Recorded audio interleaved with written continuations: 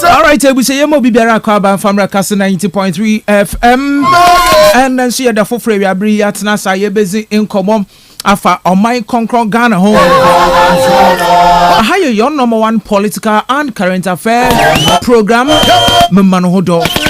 And we are bringing business economy a suman. I'm missing more Kwabio at Oya office at Kamu. Bia enemy biara wo shop na ezoke se friniza to her pragiafo wonyina yeda wona sibebre for making this radio station number 1 on your dial. Rabri Minyami production team headed by Mr. Bernard Ogo Osman FKK and the Blackus news we train out to L Facebook on into your streaming live L Facebook Kastle 90.3 FM. Facebook Kastle 90.3 FM and afi on YouTube Kastle 90.3 FM YouTube Kastle 90.3 FM and afi yani various social media handles ni now so we are streaming live and the area bring afi log on to www.kastlefmonline.com and afi the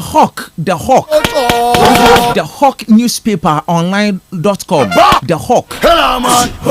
And some of the Bebrena Yakuche is the Ego. And to pay the Hawk newspaper nibi nato. And I call the Hawk online. Now could read some of the stories from there. Now Erabri in Komo Bebre wa Yeribana Yebezi. And that yet see the OSP. Ne press conference or declare Honorable Ken Oforata, the finance minister, former finance minister.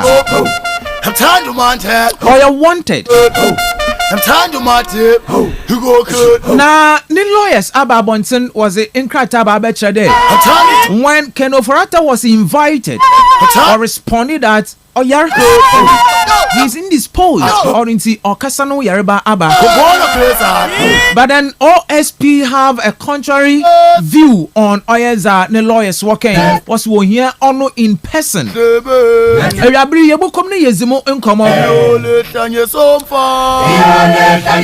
Oye the Attorney General of the Republic of Ghana. Then so they had to go there. His Excellency Dr. or rather His Excellency John Dramani Mahama on your clearing agent. After the OSP ni presser the Attorney General should be a press conference. Now the press conference based on the explanation and a Ghana for the minority in Parliament some high profile cases bia one fight nolly prosecutor and you know when you explanations to that the Attorney General any that 3 reasons why those cases are filing nolly prosecutor. Now His Excellency John Dramani Mahama will order probe into national service ghost names bia and we clear them ghost names on into national service now for a time being Ninsanka ni allowances are was starting from today arrest ni na worutua after head count while you're editing in the name until what the 1 year probe into that now anida in summer okrodo OSP and then the Attorney General, both of them one press conference Obebe Yenian Echo Parliament debate bi nso see ewo ho. The members of parliament wakasai if the stand of special prosecutor or declare the finance minister and a former finance minister Honorable Ken Ofurata as wanted, and to the majority side and then the minority side in parliament debate kakra kwado ewo ho. The leadership wakasai, the majority leader and then the minority leader won in wakasai.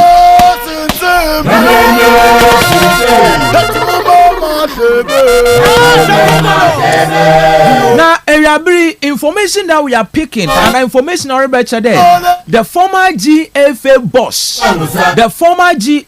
boss, lawyer Kwesi Nyantechi, yenyim a case between Ono and Anas Arimiao Anas on number 12 expose our court, and the court was discharged lawyer Kwesi Nyantechi over number 12 expose.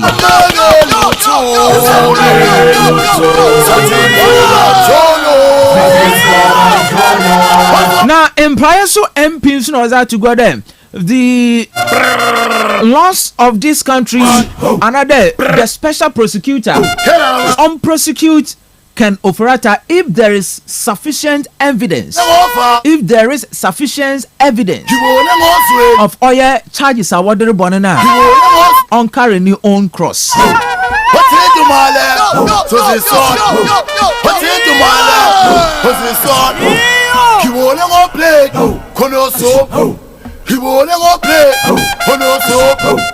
trying to mantel, you go good.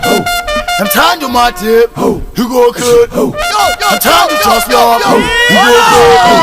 I'm trying to Ebusha in sembe breka eyo na ewiabri ye betina sa ye bezi nkomo yeze afon onunti joining an Facebook Kastle 90.3 FM and afi YouTube Kastle 90.3 FM. And yani various social media handles. In fact, yani lines are yadj all messages and views on the topics that we are discussing this afternoon. Meaning now you're active into WhatsApp and then text message for all messaging for 0244-743-143. WhatsApp and afi text message 0244-743-143. Fabra na yenzi in commode this afternoon. It should be devoid of insult. Mr. Ezreba Manfa Robeshembrum and afi a true message in Suria.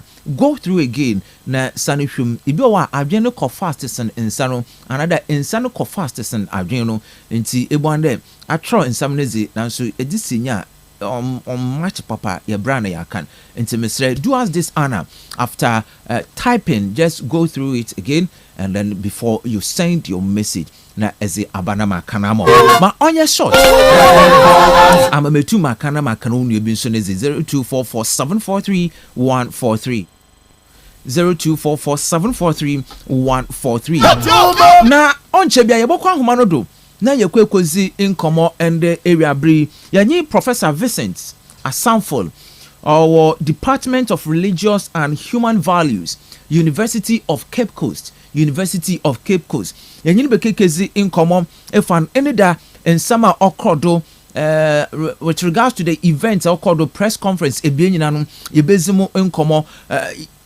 yegudu so ayebo ahoma no yanisa kan oya lawyer nso a yanyi bezi inkomo understands the Attorney General and afi oye the special prosecutor now understands that we take with regards to the various cases what follow hono yabokom na yahwe merits I mean based on the stance that we take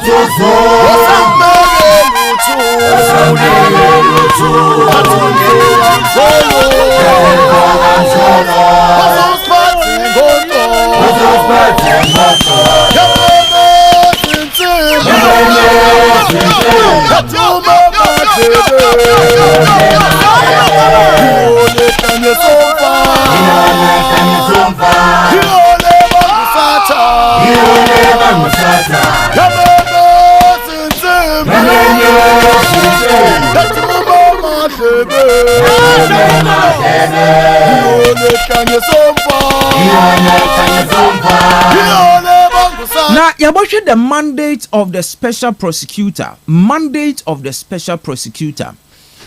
Na yahwe the laws governing the activities or the operations of the special prosecutor.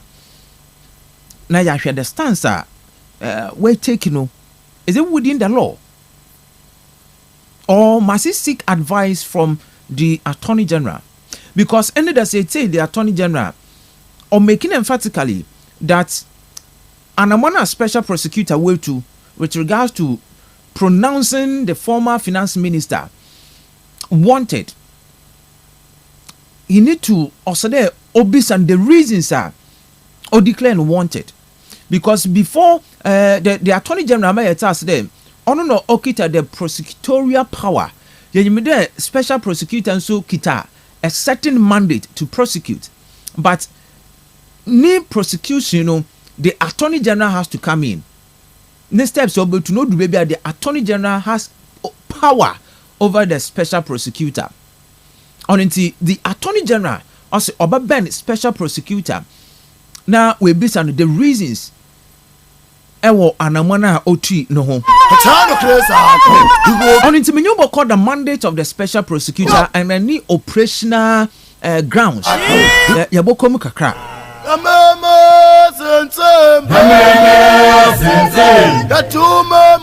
On into my message, I was 0244743143 0244743143. But my minion called Parliament kakra na yente after the special prosecutor or pronounced the former finance minister Ken Oforata as wanted. Some of the debates are occurred and the minority side in parliament asamna one of it on inti oyaza okasai some members okasai damaso erna oya minority leader Alexander Funyomakin nso okasai but I will play you that voice but answer na no yankwa homa no do na yenkezi inkomo embra yanyi Professor Vincent Asamfo, our Department of Religious and Human Value, our University of Cape Coast, in Kezi in Komote Embra. Prof, good afternoon. Good afternoon. Beji de area bibia boko. Onyo kopona dom ye hoye. Ya de me ase. Area me so ya da se bebre de ye bo opudum agenda enye ni bezi in common. But first of all, any that when they follow or your events are occurred with regards to the special prosecutor and then the Attorney General. Yes, shall say or the special prosecutor. Follow, what do you make of the press conference with certain pronouncements omeki? Well, let me just say, Mechia one it's for you now. I'm the mandate of the special prosecutor na the office now. To investigate into corruption and corruption-related cases, especially if you want to politicians or those who are politically exposed. Into so I want to say I mention another be a wubusi and the wuni be a obianim the obenwa. One kitan within Obama win ya kwama katasise na prohibi akoda. Embrana yetintim yede setting up office of the special prosecutor no ma special prosecutor no hu kwan there onya bibi ochire de ma koda owotuma obeto nzafre nimpa no another oboko assembly no wahwehwe mu so otumi na onya what the lawyers so call a prima facie onya bibi tumi gina de dampa boni bi AC ketase bi akoda obotu wetu hwana mona or the assume sena kojina court ma court gina semento. That is basically the mandate of the special prosecutor. Attorney General ne power to prosecute na omano ya pon bi na yeda hye onu ne nsem ya ye ne situation or independent nti se olutu anamon bi ansa who here they abokwa koji permission if Attorney General honum until the police answer the police book to an Monday obi akojina court no order attorney general okoje a permission or OSP ni on who here the okoje them permission as long as so feel the corruption or corruption related action be take place no obotum na wa hwe na we di hunjuma. Okay, so in that case, the special prosecutor ansana or go into court where prosecutor biano, the advice need to come from the attorney general ansana we to the man mono. No. Okay. Embrano is independent, even though the special prosecutor office is under one of the agencies of the Attorney General's Department and Ministry of Justice, Embrano is also man or independent.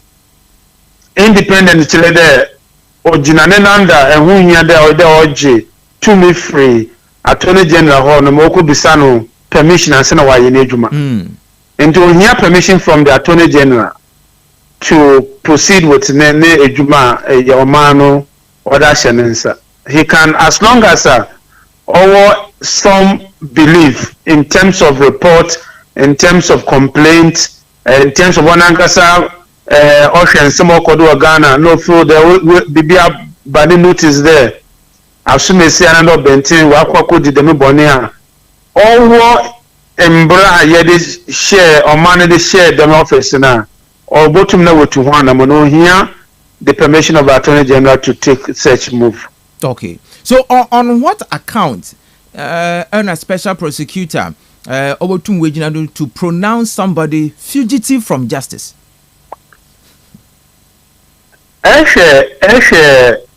Embra yede setting up.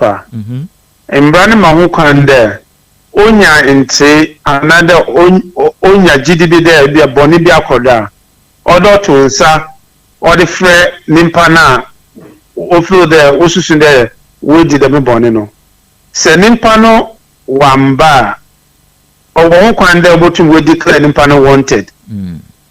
Yes, owo kwande obotum we declare nimpa no wanted. I mean they hu Ghana police will declare be wanted. Now, so, and the power to declare a person wanted is vested in an investigative body, a body that has the power to cause an investigation to a crime that's believed to have been committed. It is a OSP, or through the assumesi, you have to insert flow. On pede oba obotumna we declare no wanted and a fugitive of the law. Obi oni bebe obi ano obotumu akire na OSP no wa kwa akochin nimpa no. Oh, okay. Now amafu bebre obi said there the OSP was appointed by the then administration. Now Ken Ofori-Atta has been in power or was in power for 8 years. Why now that special prosecutor Oriba Bontin will be pronounced as wanted? Well, lawyers no work on us there. Say the money only expiry date. And the same fee that a year BB only until the end of China a year to na yenchuanswa. Yen answer your name. The Ken Ofori-Atta no or your finance minister no or to make a say Ghana had it. Yen your name Iswa or OSP Oria Kiseja Ben Obosuin ne press conference the why am kwanoma embrace na say o ye dwume ya obepani bebi akwa akwatina yen na ye hu ndem ma called it's like said that time or year do boto na money krampa na system probably on to me man on kwan because or my yet there or mampanyin na wa pound there on Bombay OSP no akade na ndem ma do the man body yedwuma no na aban no wo man da me kwan no until say oboto amana Monday Minister of Finance or to serve friend and there or issue arrest warrant na anya di obutuma ye adwuma enti no obi betuma ka de that time no ne bia na ndema ma wa chichire ni segu nechi sisi anso no nyame cha da ban foforo na owo power yes o women dey onye da me aban o mampanyin na o power special prosecutor de nanso imbra ye ma ye de to special prosecutor adwuma no o se de se o mampanyin power special prosecutor obi antumi yinedi this enankasa or resign sebi ewufa no another unstated grounds of misbehavior why ye bibia obi betuma ye complain on mampanyin wodin be fambremu embremu so wodin fambrem na se ampa odifo na chiro mampanyin apam no enti sisia no mampanyin mahamontum ke do special prosecutor onyame na meyu ntinu meyu edi the only thing be a special prosecutor regular way you did there on my paper go there me office ni cramp no feel the who hia biom into the umbrella parliament that parliament will go the office no said I mean umbrella body no che there ye special prosecutor but as long as umbrella wo hall me no on my penyin biala ntum nka there special prosecutor no way you need because what's the work for what for is it 7 years 7 years as a special prosecutor. 7 years in Sunya, Obiala and to me, Pamajisa Wankasa, if you will pim kedo, Jumano, those Mamat Namidu, or Free Pim Kedo, or Mampanyin, a Kufa, I want a problem, say Juman and Papium in the forward Jumano. Beyond the incident, we feel there to say that for 8 years, almost 8 years, a special prosecutor, young fan there. Even 6 years. Because Onyon lawyer, the first prosecutor was Martin Amidu, and he was there for about a year or thereabouts. In Tiberias 6 years, you know, Obandena, current OSP, a special prosecutor, one to the man of money. Obubeka de at that time, you know, on favorable for him. Ofu the end. It is time for him to act. So now, why then, to the man of money. Prof, why then at that time on your favor? Because in the operations of a special prosecutor has no time limit. And at any point in time, if a sense of any criminal activity with regards to the issue, he has to tackle that. He has to go forward and then deal with the issue. Is it that at a point in time, when a certain government is in power, or suppress the law? I mean, it's a politics na ye Ghana no say etiasi ya onye do your one the abandu ohonima na obiala yedi abanfufu biba na obiala nya fa hu dia wo kasa onye do your one and for me no onye mo the special prosecutor under the last government, you know, went to demand the money because of free press conference that could virtually will see Chile Ghana for there. One or two no said Miss Reka why any today in Papayin a cardio handle the Jumano only honomo na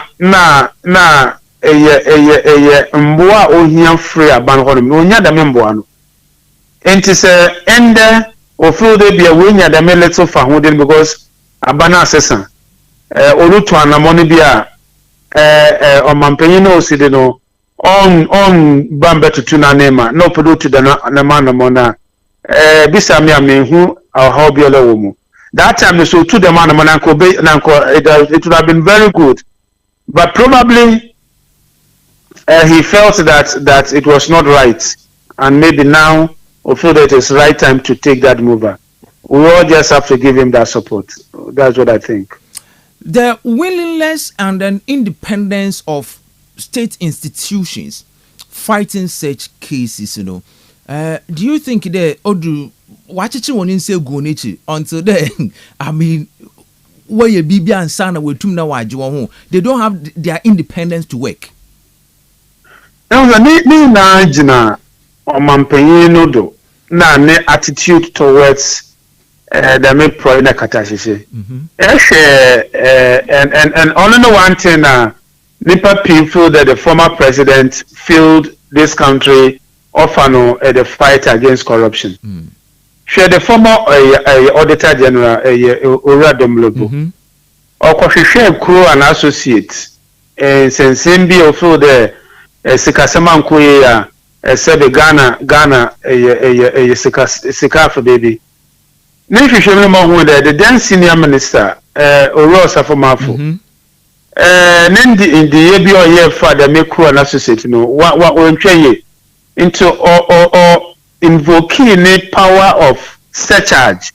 Surcharge, there, say a pain na eshe abanejuma na ma eshe na sesekebe okwacho na omanu hwe de musika na awu pain na da wono auditor general botuma show there the musika na wa hwe omanu tia because na nkode to anamon ma hwe de omanu on the musika no onboyin domolobo invoking the power of surcharge you na yenim do auto no eventually no omampanyin pamena na ondi mrimpo do doko intini na legina omampanyin do omampanyin wo de wa hyede nankasa na appointees bibia na special prosecutor Bawudo Yoko Bawudo wodo Koshrajo CID Bawudo NIB inka no wo fe no BNI NIB wo Bawudo on si wona akwan the obia hwekwan de wa kan dem no ampa de osebe yo otum ya dem a state institutions obenya honde na wa ye wona djuma but state institution otanamon de tia aban payinfo na se omampanyin no obemu na panyin no da institution ano no ebia oyini fro honum na ohwe na ade na yebisi basa obviously obi wo ho ma onso bosuro na me kokọ to the man money nti obeyi medi ejuma ya sanso na medi hwe mebusiafo nti on me hwe na ha after like everybody say country broke country no broke we all dey inside nti ni na gina omampanyin no do on na benefit the omampanyin dada Akufo-Addo wamboa ne fight against corruption na nipa prehwe nim de John Mahama Obek nan and Muntu to the fight against corruption no obe taken serious no obia bompa obedi ne bosha do. So as a nation, do we have that political will that such cases or corruption cases of such nature we will fight? I mean, of course, yes. Like I said, the leadership of the time. So political leader, no president, no. All your Shanghai now all money appointees, no. When you to make a decision, one seminar with the bully state institutions, will fight. What quantity catastrophe na prayer? You to me fight. But say, Mampen, you did too much any seminar. So state institutions auditor general to anamon na so auditor general no omampanyin no onhwe na ne ministers na ne appointees no won tu hu nyansi no do na won tete na of course you botu mako akadio the main state institutions are ye did too much on the one kuntia katasisa pro ye mo na akade ye mo the necessary personnel I mean, ye mohona kadi wohia ye botumako but say today yet so omampanyin office of the special prosecutor no your mampanyin Akufo-Addo main campaign promise main campaign promise to fight corruption oben so or they say the or your okotso office no question be say the office no abotainto mo oto no Oma who come office where ye juma the way yana. On any simple before the one man who can. And this your mampanyin take that bold decision that I will not shield any appointee from being investigated. We will be able to deal with this fight. Now so mampanyin no on bombe you see a against the fighter. There's no way it will just be a rhetoric keke obena na ye kan wena no keke but on nya dia ofan and then yebotum na ya kuetia ni na gina omampanyin ne do opede ye kuntia yebotum akuetia say on pede ye kuntia of course it will be a lost battle. Maybe so it lead me to the Attorney General, after assuming office some few days or some few weeks, a certain high profile cases, he deemed it the country, we cannot continue with those cases in the bill. And that during the press conference, Omar about 3 reasons why or filing for the nolly prosecutor or your court. Now, also the first was that for ethical and professional reasons, I could not in good conscience continue to prosecute some of the cases. The second reason was that for some of the cases, my own review and analysis of the charges showed clearly that the charges were defective and some were filed against the promptings of plain common sense. And thirdly, the reason was that it's in some of the cases, the evidence led so far showed that there was reasonable doubt as to the guilt of the accused persons, and no prosecutor should continue to pursue a case in the face of overwhelming doubt regarding the guilt of the accused. Do you think, or your reasonable grounds to file the nolly prosecutor against these cases are not cost, no? Lawyers work on us. Justice must not only be seen to be done; it must be seen to be manifestly done. Or you know, any be a yes, you know, attention, be a petty year, or they trade ampa, ye timu ye. I mean, honestly, on one there, some of these cases, you know, the current Attorney General came to this conclusion here other day. He takes 1 or 2 examples. He follow Dr. Kastle 90.3 ne case today. You follow case, you know. Odru Bebe Krampo on appeal from 90.3's lawyers. The Lady Chief Justice Omar Kwande cameras in courtroom home. It's now with your crampa. Proceedings live on television. Yeah. We saw along the line tape be opoyi. The Attorney General then Godfrey Dami on the third accused person, Richard Japa on the meeting komobia on send fata.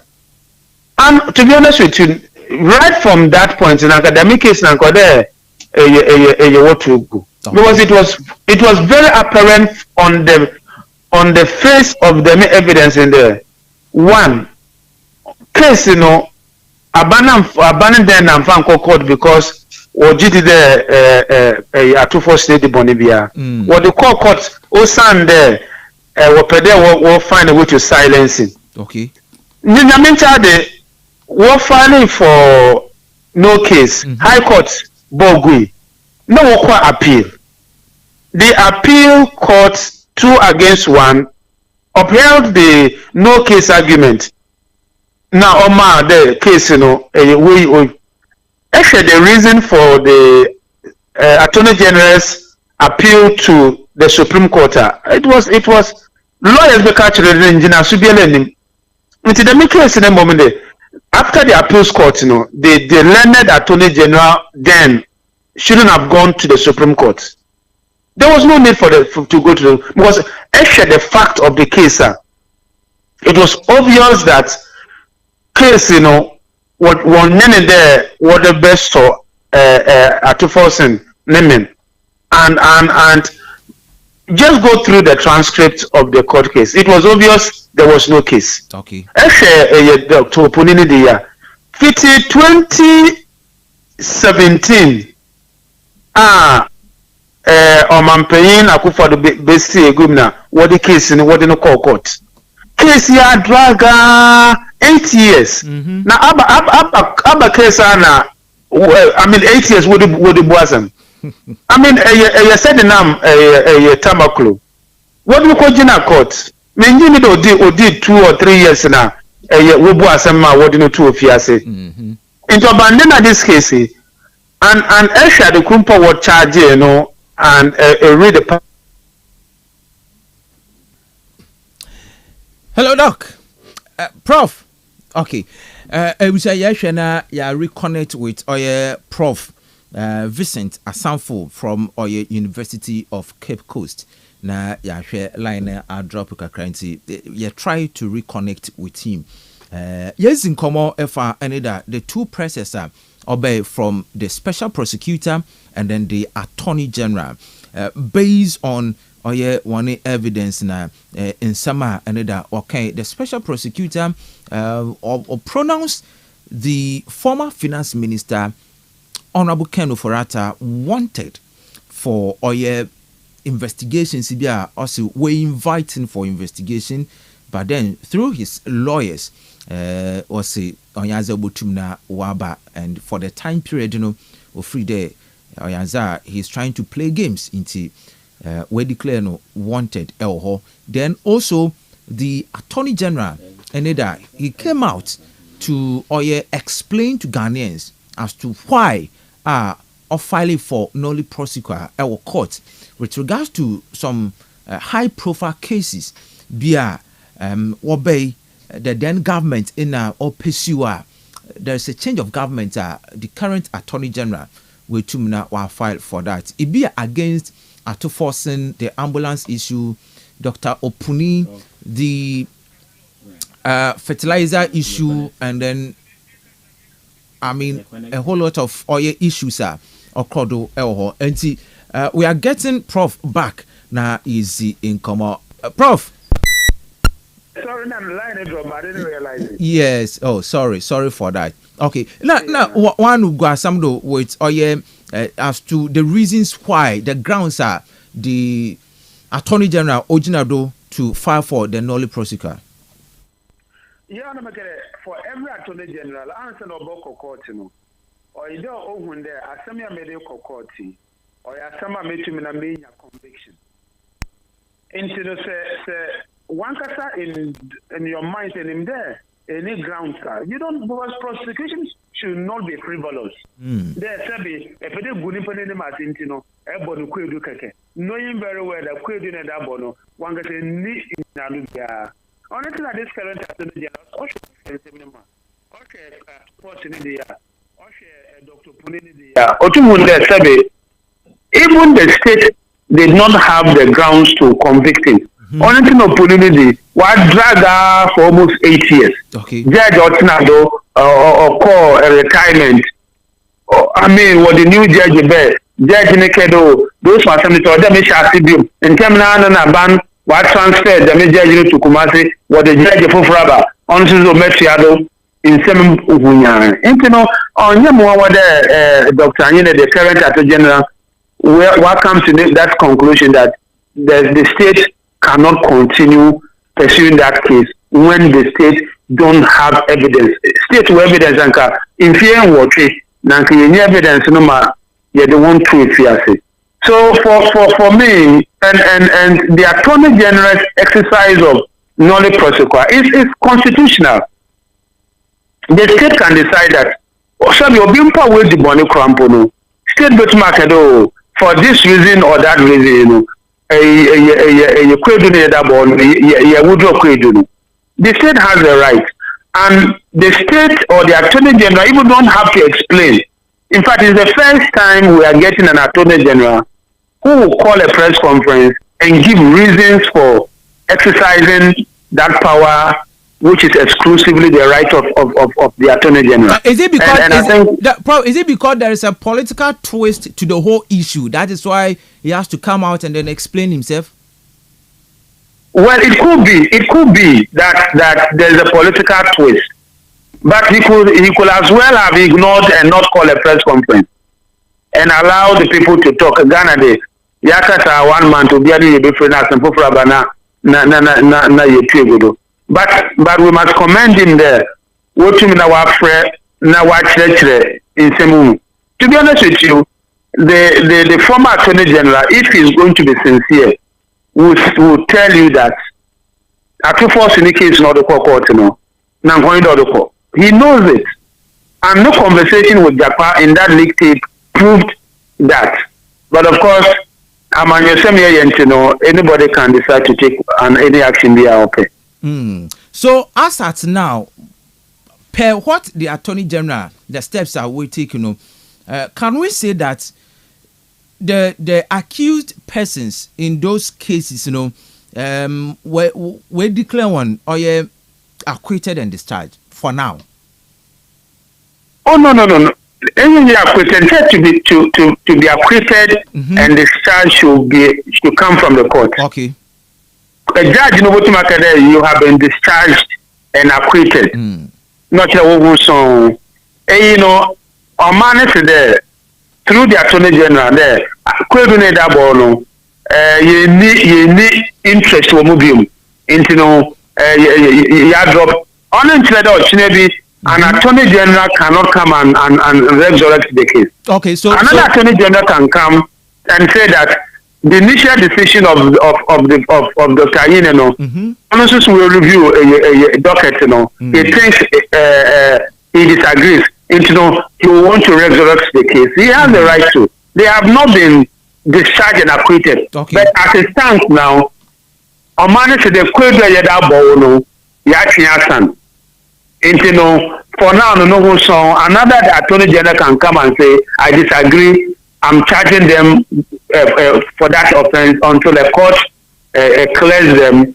I will do so. So for now, it is like one ball, a man could be ball one. Also, another Attorney General cannot come and say that was suspect that would be born into the woman and won't be one. And see, in the near future, Attorney General in any government can take up these cases again and then proceed. I mean, if that Attorney General is so minded, because like the law says, there's no statute bar to crime. The only thing I have to speak, a German World War II soldiers are what would they born now? They are still looking for them. Who are alive, who are in their 80s or 90s, they are still looking for them. Or even though would they born how many years ago? And as for a Bonnet, any born in the 2030, 2050, net in Quema, a man, but Macado, Bonnier Dino, the year 2025, Brenner be one, even though 2025, you have one good in Brown, honestly, the year 2030 or 2050, that in Coma, Yimbi so once. An Attorney General in the future can come and say, oh, open case in DA, at force in the case in DA, and we want to go back to the Supreme Court, we want to go back to the High Court. That will be the decision of that Attorney General. But for now, this Attorney General says that he has no reason to continue pursuing the case, and that is his decision. And it is constitutional, it is legal, it is binding. Oh, okay. Prophet, you new receipt na yakonenim, but finally, ebinum so work but apart from these cases, as a nation, we are also pursuing other cases you deem as high profile cases. Why then the new Attorney General Obeya with these 4 or 3 cases in the Obeya or say my file for null prosecutor? Oh, honestly, he the legal basis for the decision. You get me? Okay, oral reports here, President is here. So, that kind of oral reports, Obakin can Obakimu. So, Obutumina or the one in Semino or the Chuanamona or the Butanamon. And he said something on a press conference in the day. As Attorney General, he is not going to take a decision without the firm belief that or evidence to support any action. And yen stand ni yen hwede se obeya Attorney General bonene proye katasise si wo abeni ye wo mu ya Omampenyi Mahama na abeni ya as Attorney General no bubu ni nyugu dande ombu ni nyangudo. It is then we can say so our Attorney General the who opponent for court a similar crime has been committed your evidence will hold him and then only the into one.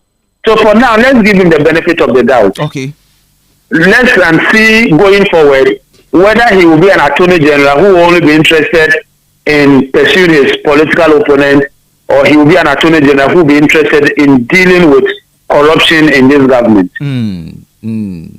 And all stated that this decision I will take, he wasn't under any directive by the president or from the presidency, or take the full responsibility for it. Does that send a signal that we are having an independent systems to work now? Well, only moment that is what he is saying. He didn't give us an evidence to prove that the action will take here.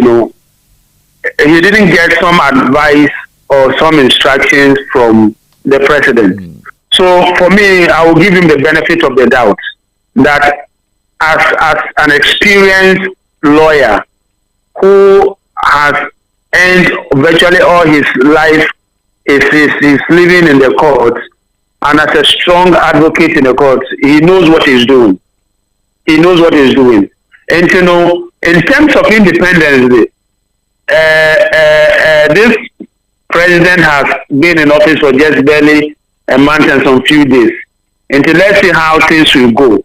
Whether the Attorney General will be free to deal with his exercising prosecutorial powers without being stopped by the president, or whether other state anti-corruption agencies will be able to do their work without any interference from the president. I mean, yenda number say in brain and in Crabran or Obatuary.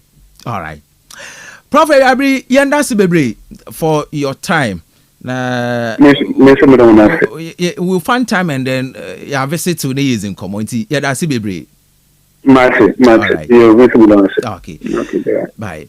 Ebusha yanyi Professor Vincent Asanfo from Department of Religious and Human Values, University of Cape Coast, and yanyi kizi in Komo ma menyunko Parliament quickly na yindi in Komo kakra ho na member ma begwa fodo. For message in Nebra 0244-743-143 0244-743-143 na yinzi in common with these two issues are another two presses are another in painful being the special prosecutor and then the Attorney General press conference or be in semibio pim and a years in common. But after the special prosecutor, there was another drama in Parliament. Yambrasisia na imezi in common. I hear Kastle 90.3 FM. Aware that natural. Mr. Speaker, thank you for the opportunity to make my comments on this matter. Mr. Speaker, Honorable Ken Ofori-Atta, a former Minister of Finance and a former presidential envoy,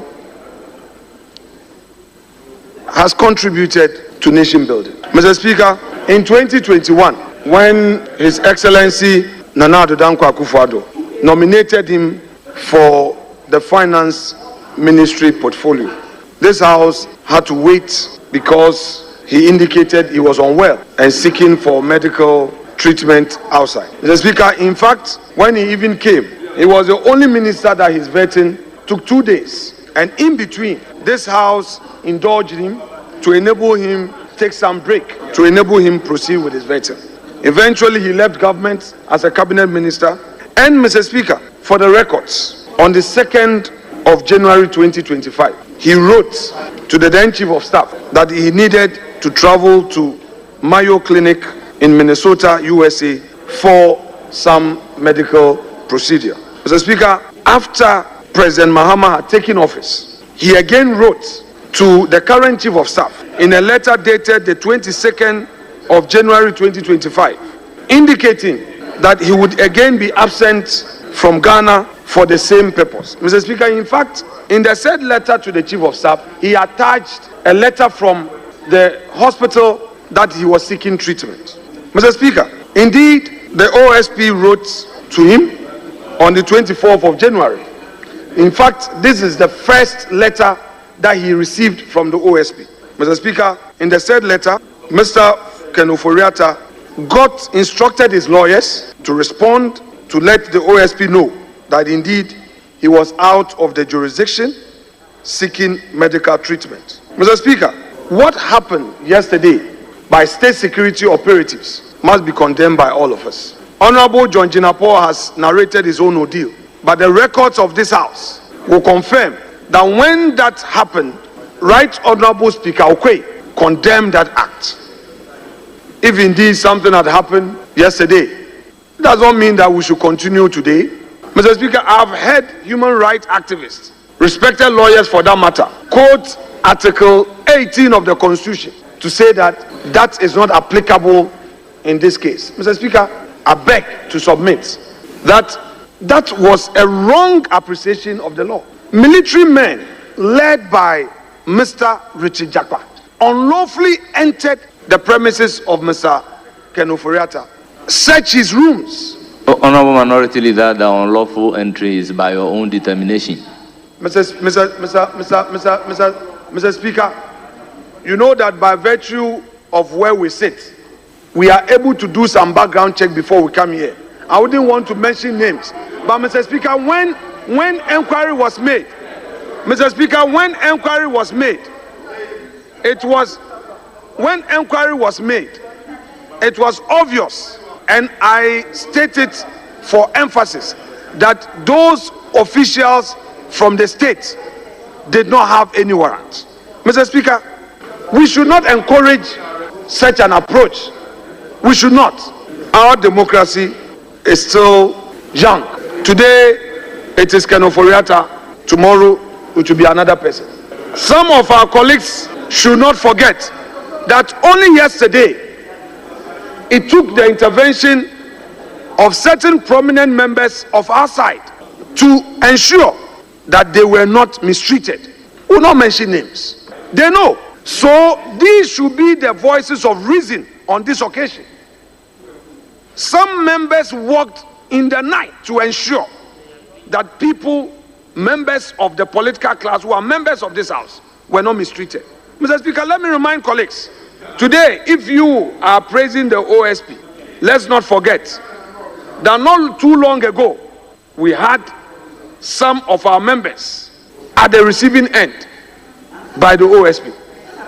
Don't let us also forget that even the president himself became a subject matter of OSP investigation. And he was not happy with certain words used by the OSP against him. So don't let us celebrate. Don't let us celebrate because today it is Ken Ofori-Atta. Mr. Speaker, all manner of things are being said. That Ken has done this, has done that, has done that. I listened to my colleague from Keta, and I listened to my respected colleague from Bogatanga Central, enumerating what to him amount to offenses. And they also argued again that the man has not been tried, therefore there cannot be any human rights abuse. Mr. Speaker, if you invade somebody's home and raid his home, Article 18 of the Constitution protect that person, except when you are doing so lawfully. On this occasion, there was no such law. There was no such law supporting their actions. So they shouldn't be here happy with it. These 4 years will soon come. No, Mr. Speaker. Honorable member, I think the honorable member's order, that response was in respect of the allegation of breach of natural justice. And you and I are very much aware that natural justice is in two main ways: the Odi Atram pattern and Nemo Judas in Council. but actually not in respect of the Constitution. The statement states there was a breach of natural justice. Mr. Speaker, the contention here is that the man's home was raided by state security operatives, rather unlawfully, and I dare contend that that conduct was unconstitutional. That is my respectful submission, Mr. Speaker. Mr. Speaker, I have done a lot of follow-ups on this matter, and I regret to say that we are not sending the right signal to our electorate. Mr. Speaker, the man has put the state on notice of his absence from the jurisdiction. He has made available his medical records coming from a respected medical facility. Mr. Speaker, today, I repeat, if our friends think that it is another person, so it is okay, and they are describing Kenoforiata in all manner of forms, let me remind them that none can ever rule this country with perfection. The man, Mr. Speaker, at the risk of being repetitive, Honorable Stephen Amwa was clear in his language of submission that indeed the successful implementation of the free SHS was led by Kenoforiata as a finance minister. He made sure that he rolled out all important policy of government. Mr. Speaker, if you have any issue, follow due process of law. It is not enough for national security to raid his home. It is not enough to carry armed military men to his residence to terrorize his children and by extension his neighbors. Mr. Speaker, we must, as a house, be united with one voice to condemn this act. Today is Kenoforiata. Next will be other appointees. Mr. Speaker, we must not allow this. Mr. Speaker, only yesterday we saw the Attorney General applying to the court with an application we call noli prosequi in law, simply saying that he's discontinuing certain cases. That is within his right as an Attorney General. Mr. Speaker, what signal are we sending to the nation that, oh, if it is NDC and NDC is in power, it is right. If it is MPP and if it's MPP in power, it is right. Mr. Speaker, the political class of this country must rise above this. The political class of this country must rise above this. And I would conclude by saying that if indeed... Hold it. Honorable member, will you... No, I mean you are looking back. It is you I'm talking to. You are looking back. It is you I'm talking to. Will you listen to the leader in silence? Why? Leader, continue. Mr. Speaker, Honorable Member for Keta talked about karma, and I agree with him. I've been reading a lot about karma. The wheels of karma indeed grind slowly, but with great surety. You have quoted it today. Enjoy it whilst it lasts. Mr. Speaker, today he says that we are reaping the fruits of a karmic effect of our actions. So it should be so. You have just come into government. You have a lot of projects you want to undertake. You will be going to PPA. Ministers will be taking decisions. Some will be good, some will be bad. You will roll out policies for Ghanaians to benefit. Some will pay, some will not pay. You would engage the business community. So bear in mind that this karma you have just referred to, 4 years from today, we may. You can even call it 50 years, 50 years, 60 years.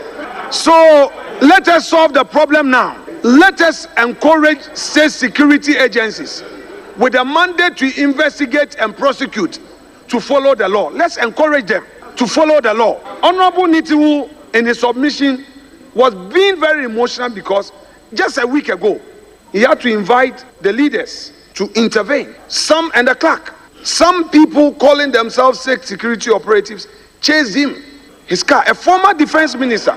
And when they saw the car papers, they now realized that whatever the information they had was wrong. A colonel had to come, and when he questioned them, that who sent you, they could not mention. So when we give certain wrong signals, some of those people at the lowest level take advantage to harass people, and even senior members who give order, when they realize that it is wrong, they are unable to even own up. Honorable Nitiwul, a former defense minister, suffered this just a week ago. It took the intervention of leadership and the clerk to parliament to sanitize the situation. Is that what we want? Is that what we want? Mr. Lord Comey, his house was raided. They searched his house, took away all his cars, and after 3 days, they say, we are sorry. They brought the cars back. Is that how we want to govern the country? Mr. Speaker, I shall conclude by urging my colleagues to support this call in bringing sanity in the country, so that nobody will take advantage to unleash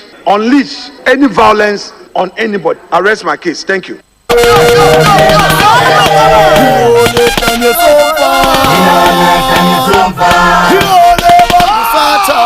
All right, yete the minority leader in Parliament, Honorable Alexander Afinyo Makin, MP for Efutu constituency.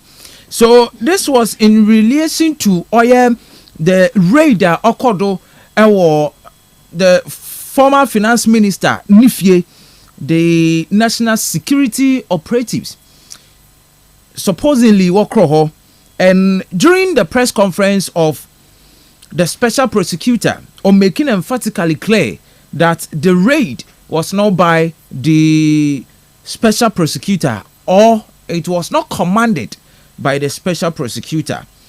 So Oyaza, the special prosecutor against the former finance minister no ensensam nibi and atano. When is the former finance minister coming back to Ghana to help in oil investigations? And I still ni yeribaninti on Tumumba. And what do you make of the raid ewo Nifie by the national security operatives? For message in Brazil 0244-743-143 0244-743-143. But the NPP currently were a press conference on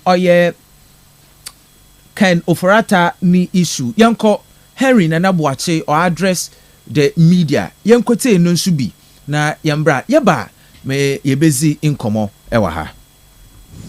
To the former minister, this is somebody who is saying that I'm seeking medical attention. The health facility wrote a letter to the OSP.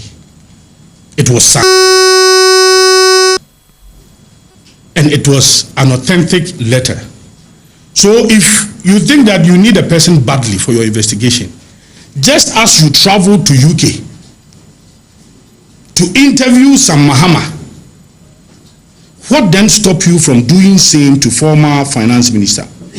What is so urgent that you cannot wait? What is so urgent that if he could have waited 2 years before he interviewed Sam Mahama in the famous Airbus issue, then why this haste? And even if you do the calculations, we are talking about just within a space of 2 weeks. So you request the presence of somebody.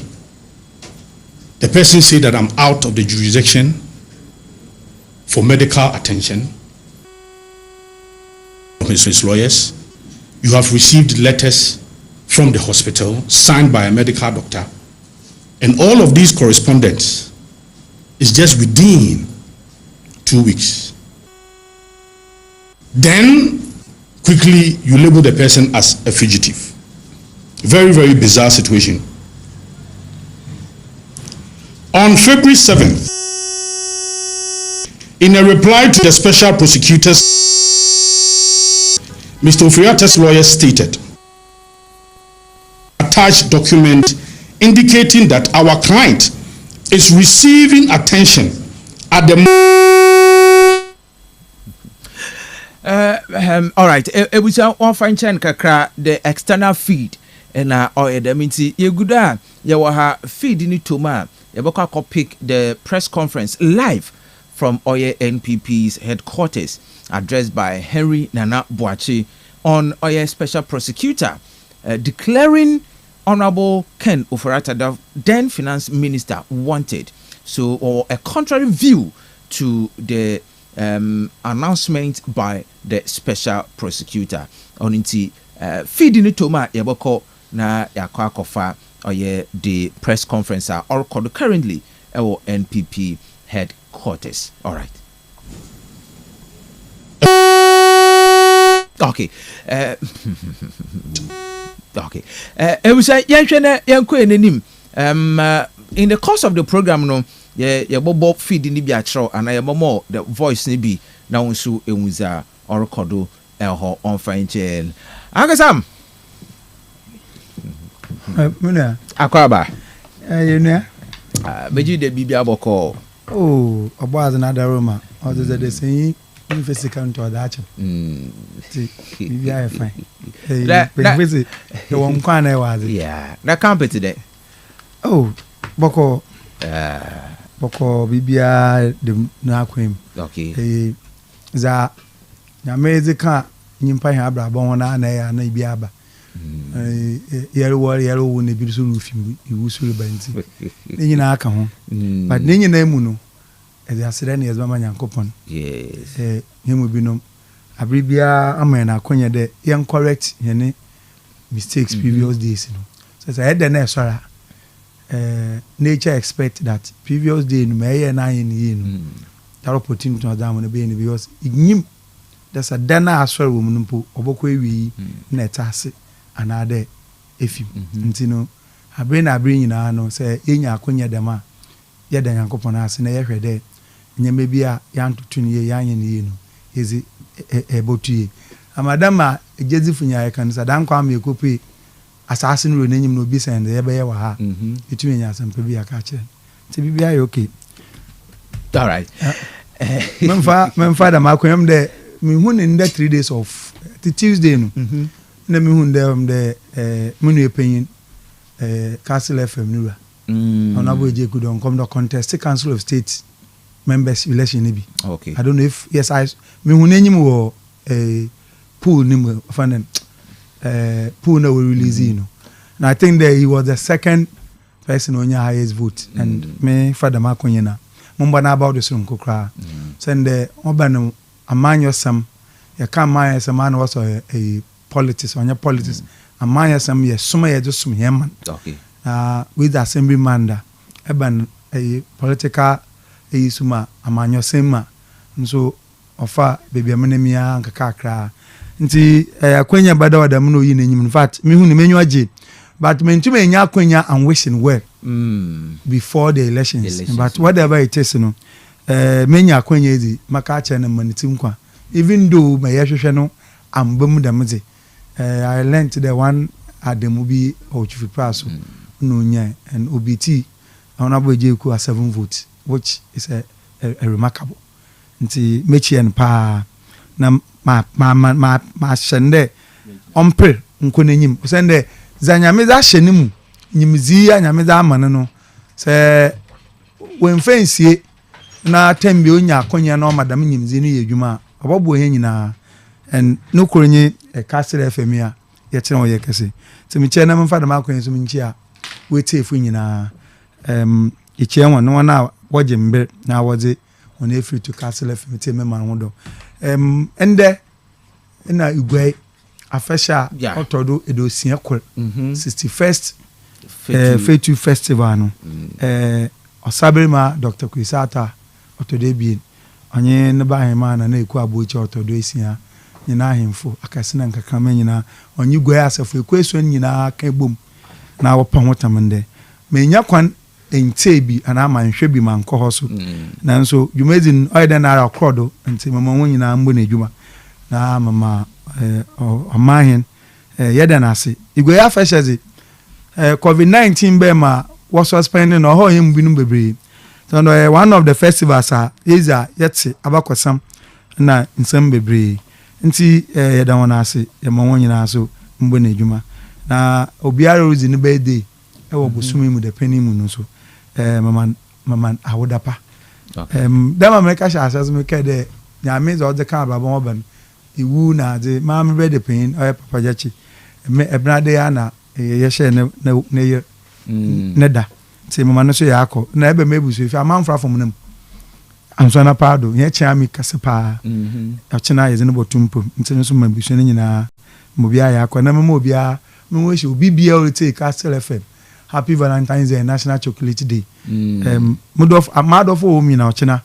Mama sanka mi chocolate. Me fi there ochina wo rebeche chocolate. Madof o wo listen esinimu no. Ochina mama sanka mi chocolate was it? Every fi there mama na rebeche chocolate no. Oh, the ebe. One was the bechem. In your no one was ana okay, what the baba becho? Man come what baba becho man come yes, I made us see. Sir Party. Yes, sir. Akwaba. Yeah. Hey. Bibi aboko. Bibi aboko. Bien fina mso e. Bien mi fide boko. Okay. Abo azina dum. Bibi aboko. Yada yamiasi. All right. You don't waste much time, but able go straight into the conversation. Them amazing can make no peza any da in common or be press conference ahono or yaza the NPP party area bri wants to hold our press conference with regards to the press conference or your special prosecutor or ye or pronounce the finance minister or ye wanted hono. Enti dem amazing kan mekano ye kwanimu no mama or your voice ni bi na eti ho but my young pick or by 10 minutes bi na yambre yambura or ye nkomo no mo. Has he been under any investigation for any said alleged crime? Let me state that the MPP, we are going to cooperate with any state investigative body. We are the MPP, our members, past CEOs, past officials, anybody, we are going to fully cooperate. Let it be known that the new patriotic party and our members are law-abiding and will cooperate fully with any state institution. But however, we will reject any form of political harassment. Any form of political harassment. What happened in Mr. Ofriate's house is very unfortunate. We are not in a jungle. What happened there? And for the special prosecutor to even say that his intelligence revealed that what happened in Mr. Ofriate's house was staged, managed. It was staged by himself. It's very unfortunate. When especially we have CCTV footages showing all of these men in uniform, all the vehicles used, and one japa leading the men. So they always got it wrong. What kind of intelligence is he gathering? What kind of intelligence? Ladies and gentlemen of the media, let's move on to the next issue. The government's illegal directive to nullify or to revoke public service appointment made after December 7th. All right, so the substantive issue order on board and we to now addressing on into for that matter, we will not pick the other issue or into but I some member of the na is in Como and that my special prosecutor is able to be on I've been a interviews and your party will hold a press conference on it. Yes, in Como ever. I took him now. Master na before my kind of say there. Maybe na me take we interview na area no. Okay. Concerning Attorney General and Norway prosecutor na filing.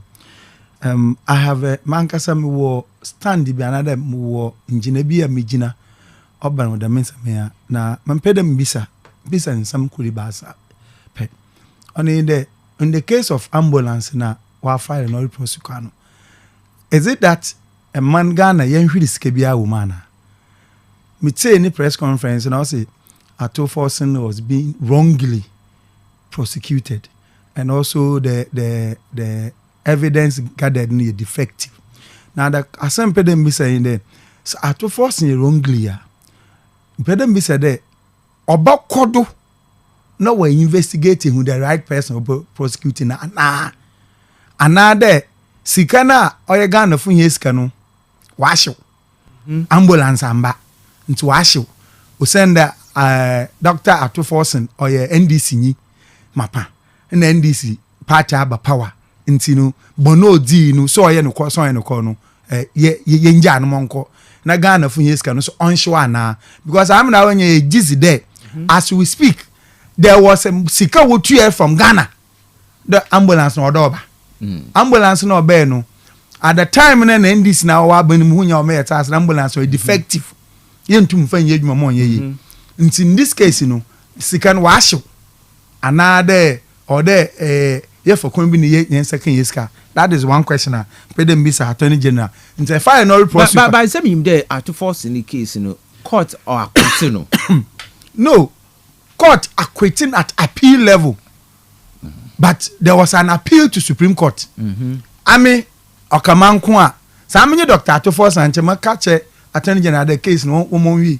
If I believe in my convention there, as some work to more evidence be out there, as some in the or the woods are some more we no more sonum. But since say as some say no claim still because no prosecutor no fight. And case in the band, he can be Big C or Giganiska ambulance was been on your papa, Alex Sebefia kind from a late minister, Shariah or kind. Even ambulance service director kind. Unti Yantina Ghana, never yes, come Amayoni. Non from Cotas, non Cotas, fun on from Brehen. No Cotas for the Brehen, Nana Banba power, ye Jan on Coniscan and Shuana. That is a question. But the ambulance was ordered by the Ministry of Health. But the money was paid by Ministry of Finance. And Ato Forson signed the letter of credit based on instruction by the substantive minister. So, there, so if Ato Forson was wrongly, where a corner wasn't for doing, Yanno or they wasn't for that.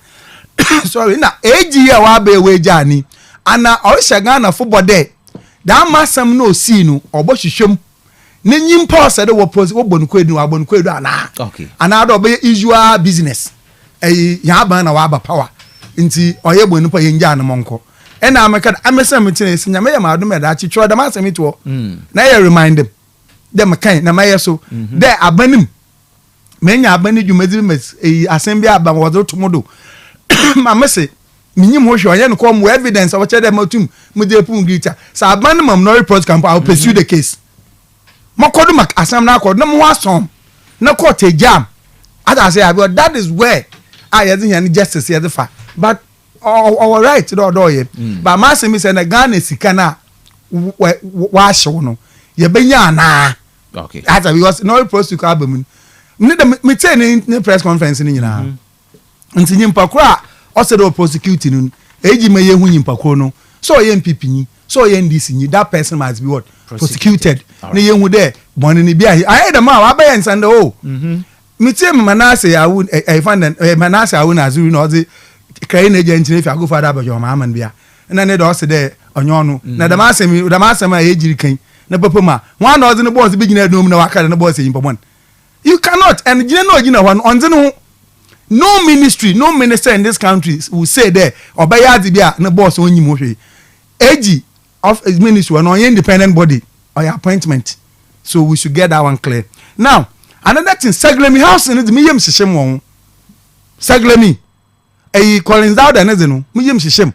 Because what may I say there, secondly, $200 million Ghana from years ago. You know what's one thing said, then cocoa 5,000. Now, as at the time, the master was said, then we see, 1,506. 200 million in Asa. Even 1,506 in Queen Petinima on ye. The question is, inti sika no wahin. Now, Attorney General yenja Collins Dauda. No, you want to come yenja on one call for free. 1 year boni bia inti 200 million wahin. In the dan so wahin. Before MPP, Kojo Ponkruma by Minister of Works and Housing. Ghana Institute of Surveyors here estimate there. Them 1,506 Dana waka no swana nyipetwe. Just saying $100 million. Yes, the come and sign them 1,500 na undo 5,000 mu fan. Yes, aye a Dana ye me nyipatwe. Atokam na Ghana sika sam na yere kan wa ha. It is about me and you. Mutuatu ituatu obi o lete mutuatu. Nse sika ne bobo ano ne yeze maman yo fodo won fa yedwuma men. Na se boni bi ba ho a ma ye mfa ye usual business. Nti mpere bi se AGBM de Attorney General de Dr. Ahene de. Sagrim House no so nyimpa na wo prosecuting or wronger. Evidence is defective. Don ye no call the 200 million we to am contractor. 5,000 house and 1,500 for simple in same way.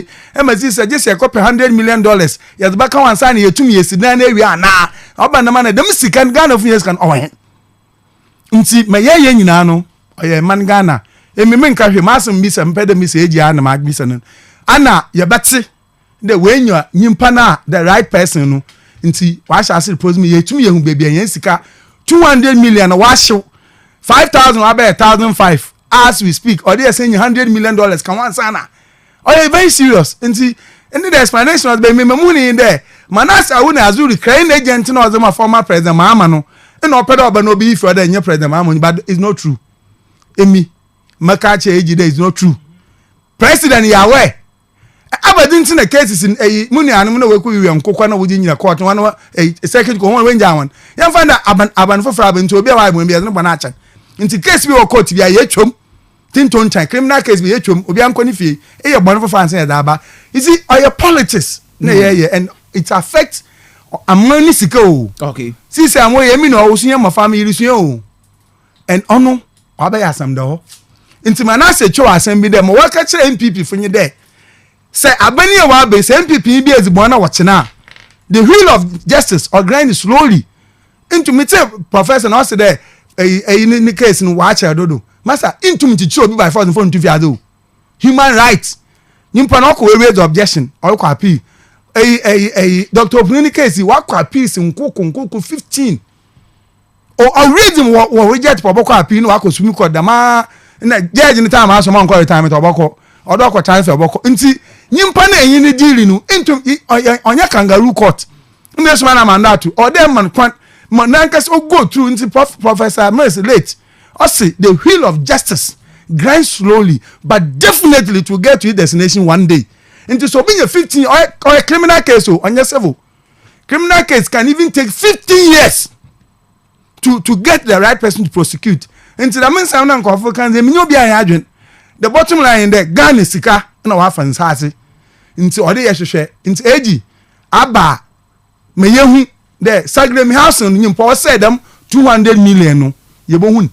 Na say be gin esco say about na so ensure that is that is nti atokam na but yeah free one call okay but the AG ma it's there before taking this decision I say or had several briefings from oil director of public prosecutions on each of the cases. Where I disagree with her, I made my disagreement known to her with reasons. I spoke to the defense lawyers in each case and again, where there were disagreements, as for instance in the banking cleanups cases, which I shall deal with shortly. I made my views known to the lawyers. I spoke to some of the investigators involved in the cases at hand to get sense of what they found during their investigations of the cases. And finally, I met with and discussed the banking sector case with at least one of the receiver involved in the cases.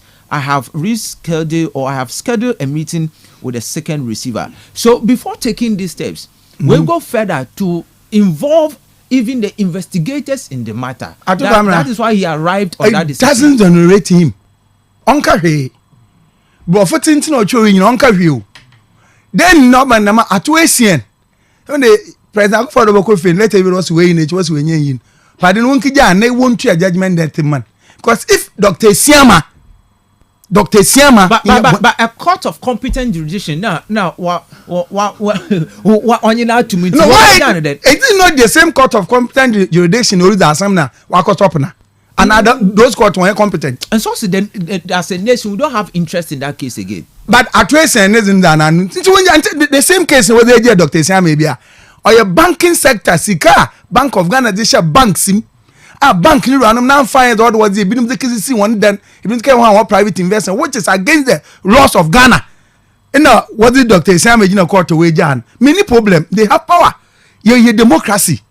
Kabim kabinezi embra and embra no so ma challenge na ho konde say a man ni obi nya asama na say asam no a man fi do onyi engineer du biara otumutwom obi a menyin problem but ma asam ye there Ghana sika.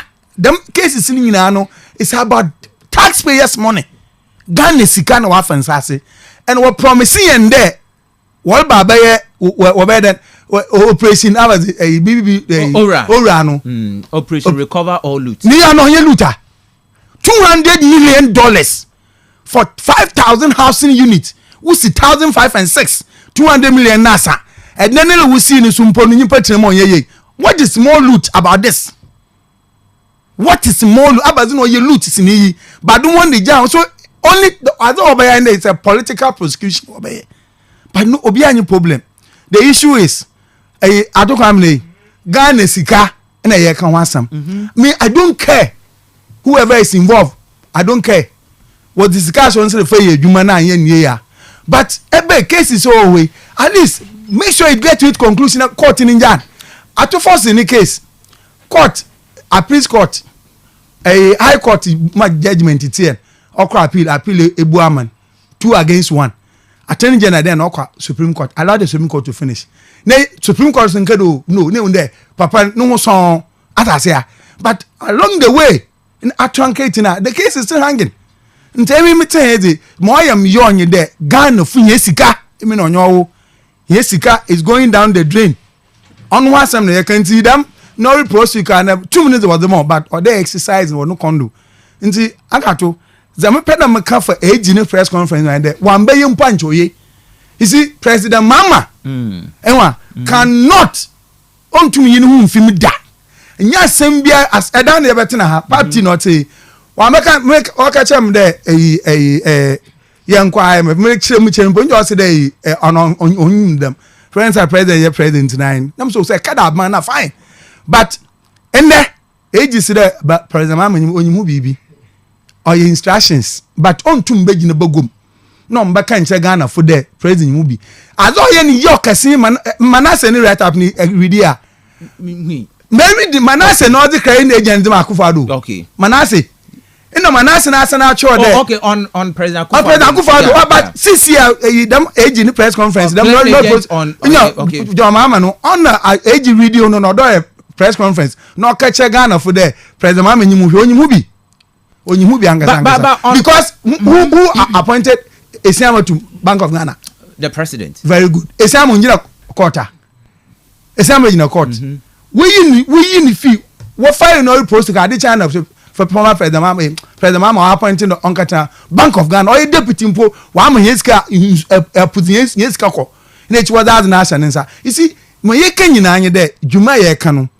I will be happy. There ye tine NPP ni bia wages ke bia onye dem buge wa shase wo ye and no that is not democracy atokam ebeje there President Akufo-Addo ato force in the case until that to force na police fa ka finifi until the way season the car but the case went to court open the same thing that I say Collins out the same thing that is democracy nyimpa ne gbana fana from the company buge because yenye kan go ru court na aka the party I when ye china is in court if no all right or nyimpa even what's nyimpa we zi bonimpo o man kwenti man peda mekan there emi press conferences wan nyimpa nchoyi but within the right 2 minutes for 4 years yen de dem meka no ye beka bi by yen to nyim nyan na ye ba cha won dem 1 year by ye kan wutai ya oye I will wish meka assembly last 2 weeks that's America there ye mistake in kitty bi NDC has started doing it and it's going to cost them one is that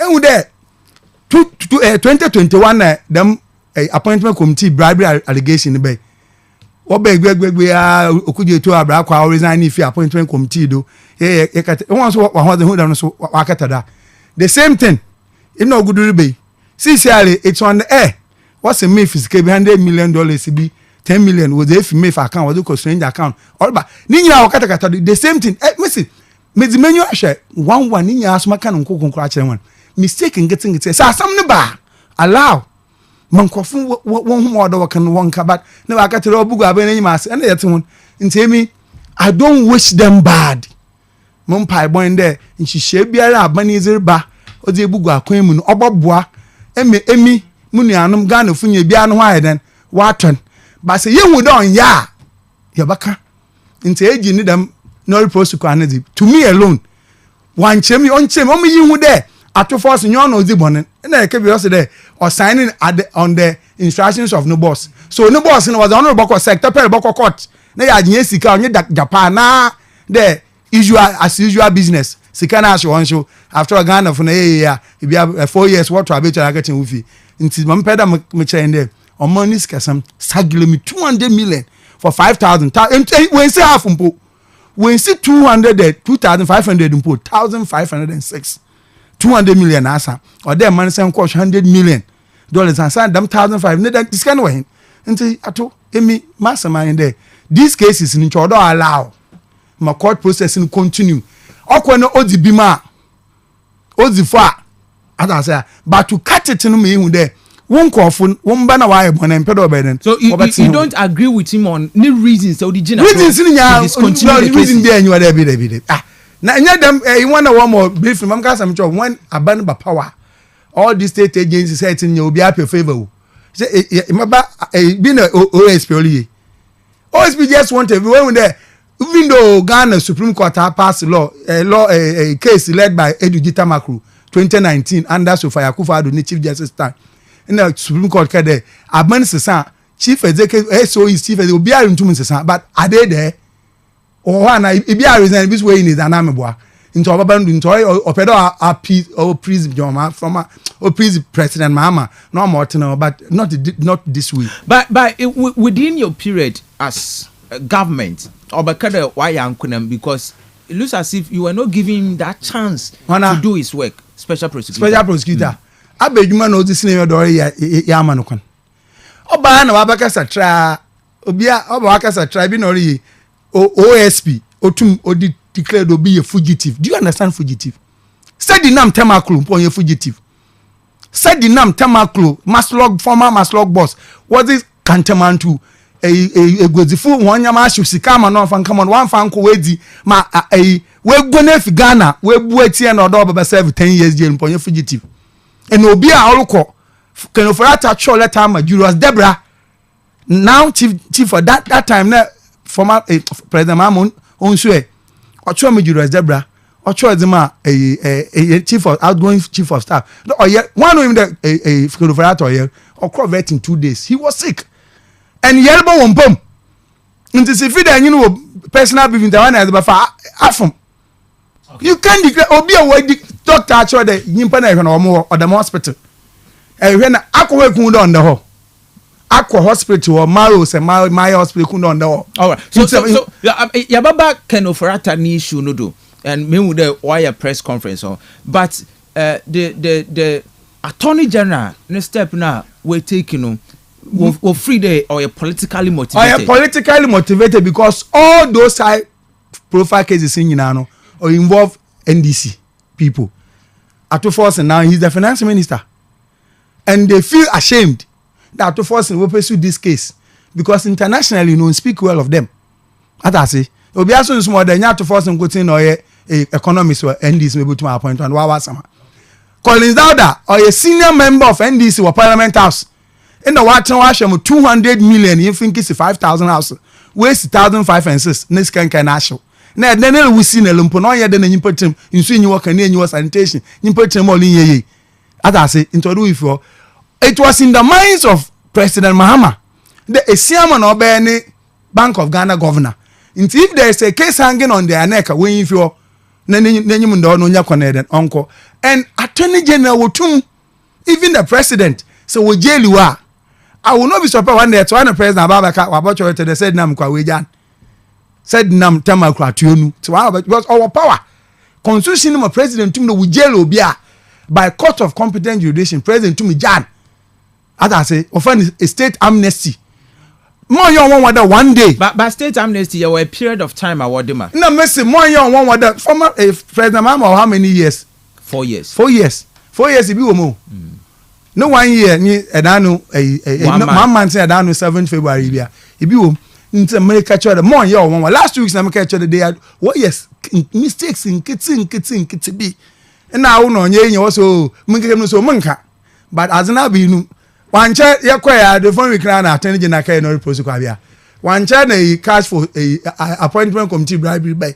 Ni nyina na yehwe. Mo pocho. Bribery by because Obi accused there.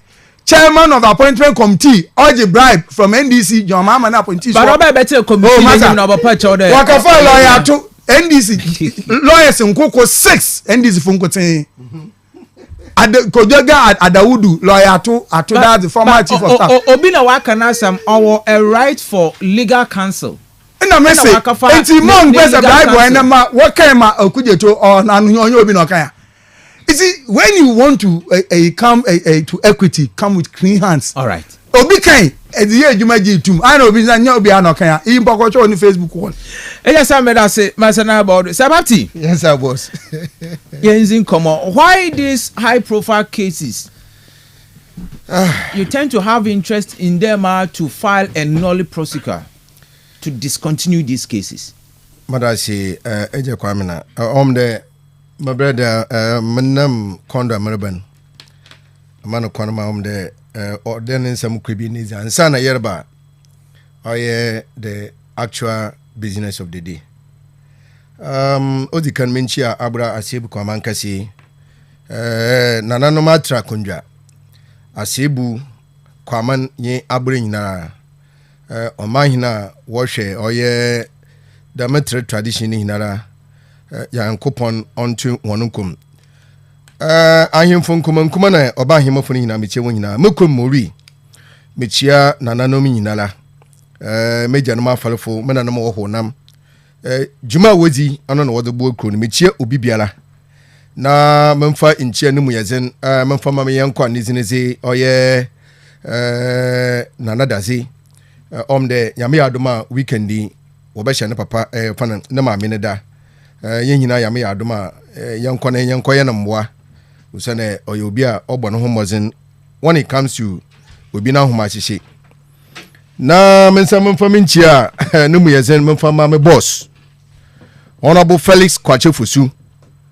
Honorable baby obi yankopon onya okasi mekese onyi Ghana oyaza wa panana kakra wa manazi na orkezi juma zabua oman Ghana na no hunsunso ande bi nso aka abra asebunye kwaman kase and other constituencies in the central region aja kwamina monkoma samuda my brother nsem wa brodu bebrebe 1 month ago just a few days na abaka ho John Dramani Mahama Seremu Sejata His Excellency Obetine Gwedo or to Ghana na yerbeshe jumezi na sen yetume magana fo nya komento yem demo tibiala yaba reset Ghana and to reset something it's need time ohiamber na etumna afefe 1 2 3 na eboya azinenyim na watoyi maybe na nchepede abo MPP fo one press conference a woliye na there 1 or 2 setbacks be HSB we chief but ama etiefu na wolite ni ti won ho ase there HSB nti wobobo mo ti biara arefefe ne makra bie ne basa enti matuma ka de area research no and before I bought sell her and I reset. Onum bi na John Dramani Mahama Oliye. Yambra Attorney General ni issue do. Say MPP fo when yamber na one reset one party na na wɔyɛ hɔn adwen dɛ kasa dan nye za wɔbɛba wota kasa pia wɔn ho mbapa eminkane yɛn hyɛ ase mpo enwoma yɛdze hɔn bɛ famin yɛn hyɛ ase ɔno nkyɛ dɛ yɛbɛtɔmɛnt wɔn za Ghana furu bohu na wɔdze atoto za wɔn yɛ no hɔn yɛn hyɛ ase mpo afi na ministers wɔn deputies wɔn lebɛtena ase na watoto nneɔma na Ghana etum afa ne tampefra member attorney general ni issue ya attorney general ni oye noli prosecutor all the reasons about bra odike ho nyina no out say won ho nya asam no one of our lawyers from NDC it seems ono no ka oye owura no ho I forgot his name yani lawyer to ono no oye part of the 5 members are owura no Martin Pebu on TV3 Joy News ono no oye dem suggestion no there say attorney general etum zina dam noli prosecutor akọ oye Supreme Court na say wedike nnuano no de won ho so a he should come out na onfanchimu a oto asum owo Supreme Court wa ende nnuano no won ho so efam Ghana oye de won ho so case na won continue and court declare de won ho so ewo case o won say won tuado a masa won ho so oh okay enyasam that is to you yamfa yene nua hena azaze Dr. Atoforsin nis we yamfa nhyase she tapes about former attorney general oye Godfrey Dami she bia odzen samne fai na onye njina du bia na nebotai from the presidency na nado danko Akufo-Addo bawumia wonin susua yin de oye yeni nua Atoforsin ole ho adwen wo parliament sentire wosisa oye minority leader na wazano ba hye hon NDC for to ndwumi de economy no onyim enti ono omaye business of economy on the floor of parliament na on expose MPP fo na se woman kon mozi de midwuma na kululu bi eyayeye no obepoi nti why there yensa ne mere court 2 yensa so yen draw oye Atoforsin from parliament the 9th parliament because ye tum is in tum even 1 week 2 weeks it will prevent him from contesting the man tape ni about was that the agenda when you call that was the agenda not the substantive case say that was the agenda even if you look at the beginning Ghana fo emrenyim fo wona sabi wenyim say woli chem there how possible the main is free na deputy no woli chren deputy finance no boss are instructing there yedam anaso koyedam na yimpo na tuma che dem me boss no mom instruction there memfa search decision yeden emroute na still was won here oye former finance minister NDC time won here no Atoforsin na yin ze won here and insurance kan ya me there dem tape no about until the man wo fa kwani bido there wo bogu Atoforsin na yimase ambulance issue ye na ye wo gina do dem mo tibialan what cause financial loss to the state no ambulances no onyi Ghana na oniado fancy no onyi Ghana na even the spare part ambulance no onyi oniado eyina ni na o factor ni na to it there even the oniado ni na is wo on function onye ejuma but the ambulance na wo no was it a full ambulance because during the process yesterday even the company now was supply ambulance no crampon wo gi tum there there was 40 somewhere. They want the ambulance to be redrawn back. Enti me pacho akoto bi kasuo na se woni je ho me peka we na se okra ka na ze wo bo ya kirew ahwe ni mu nemo wom quantify bibia 2 million it's enough, but the quantity no send by no or by no na inside no man onyim. But Ghana yakoto about 2016 na yefiri abando enyoma na owo ni inside no company ni jitum shepo oye da monoma ma obodu oye airport what do you call it harbor yamisi yinu anuma MPP for da monoma wo medu ana wo ba kre da monoma na woje kwesimin chede na azina onye nyina do reasons in me eli submission no mezamo no na MPP nyinjira ndo papa bia de wo botwe atofosing asen na wotum eyi na fi parliament because ole hawadwen ewuna MPP as a political party one ideology in there to amass what kwana wo fodo wo benye sika because most of the MPP funa were business tycoons. I said NDC for business tycoons. NDC for NDC ye business tycoons ni na huna homo bre titi won bowirem. Me no kwa na meka kirawo. The only tycoon or shall say answer na no kwa na meka kirawo. Won nyina na enimo nti don't go there. Yanko yin enim. Ampehu. Wa some people for ye won nyina na enimo. Yanko yin enim. Won nyina na enim. Da me na ote. Enti boteye no osimu na nyodo no na onfa. Attorney General waboto in summon ohun dey njanu bi anyim ana wa file oye no prosecute say America say obi so dwene dey on tasa no so file na emren modboto twin na wada toto ono dey is representing a state wo so fi dey individual na entasa no wo so file, but the question is daban in a person of opuni was in the Kajina court.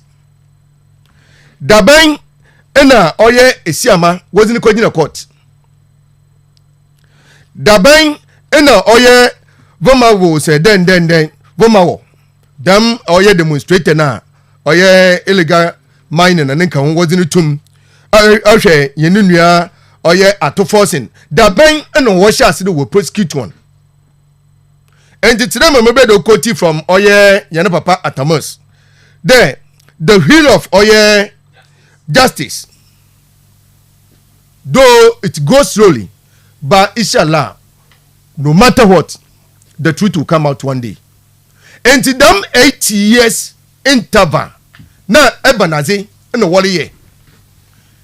And to Opunina Semi only 500 years. And so was the outcome now. Angel doing you all. Opportunity fertilizers in the bay. Nzo so Mawasi na wazi papa na wazi na man no mo water prime there ubaguna imasi. We were evidence no ochedo opuni odo wazini tuma. 8 years is enough. It's enough. Within 2 years, 3 years. Odo papa because what cause financial loss to the state. Very simple. I got a fertilizer when omanen to men use. To them on one wall can one for tum and you do yim yenuya okoye oye galam say oye a vigili she and you do yim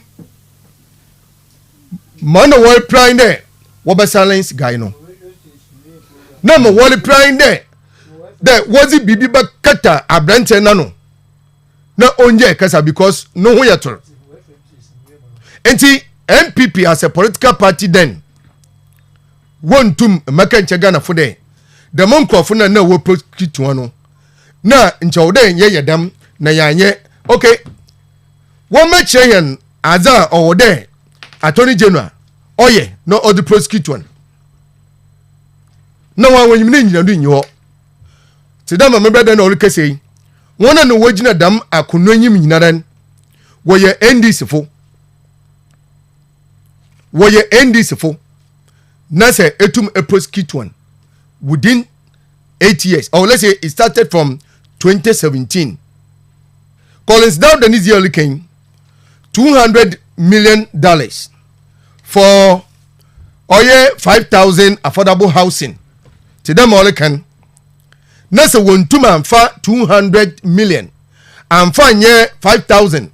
No, 1,005. But 3,500 now can million as a more king. MPP came to power. Why assessment was 100 million. And in 100 million for 3,500. No, busy 200 million.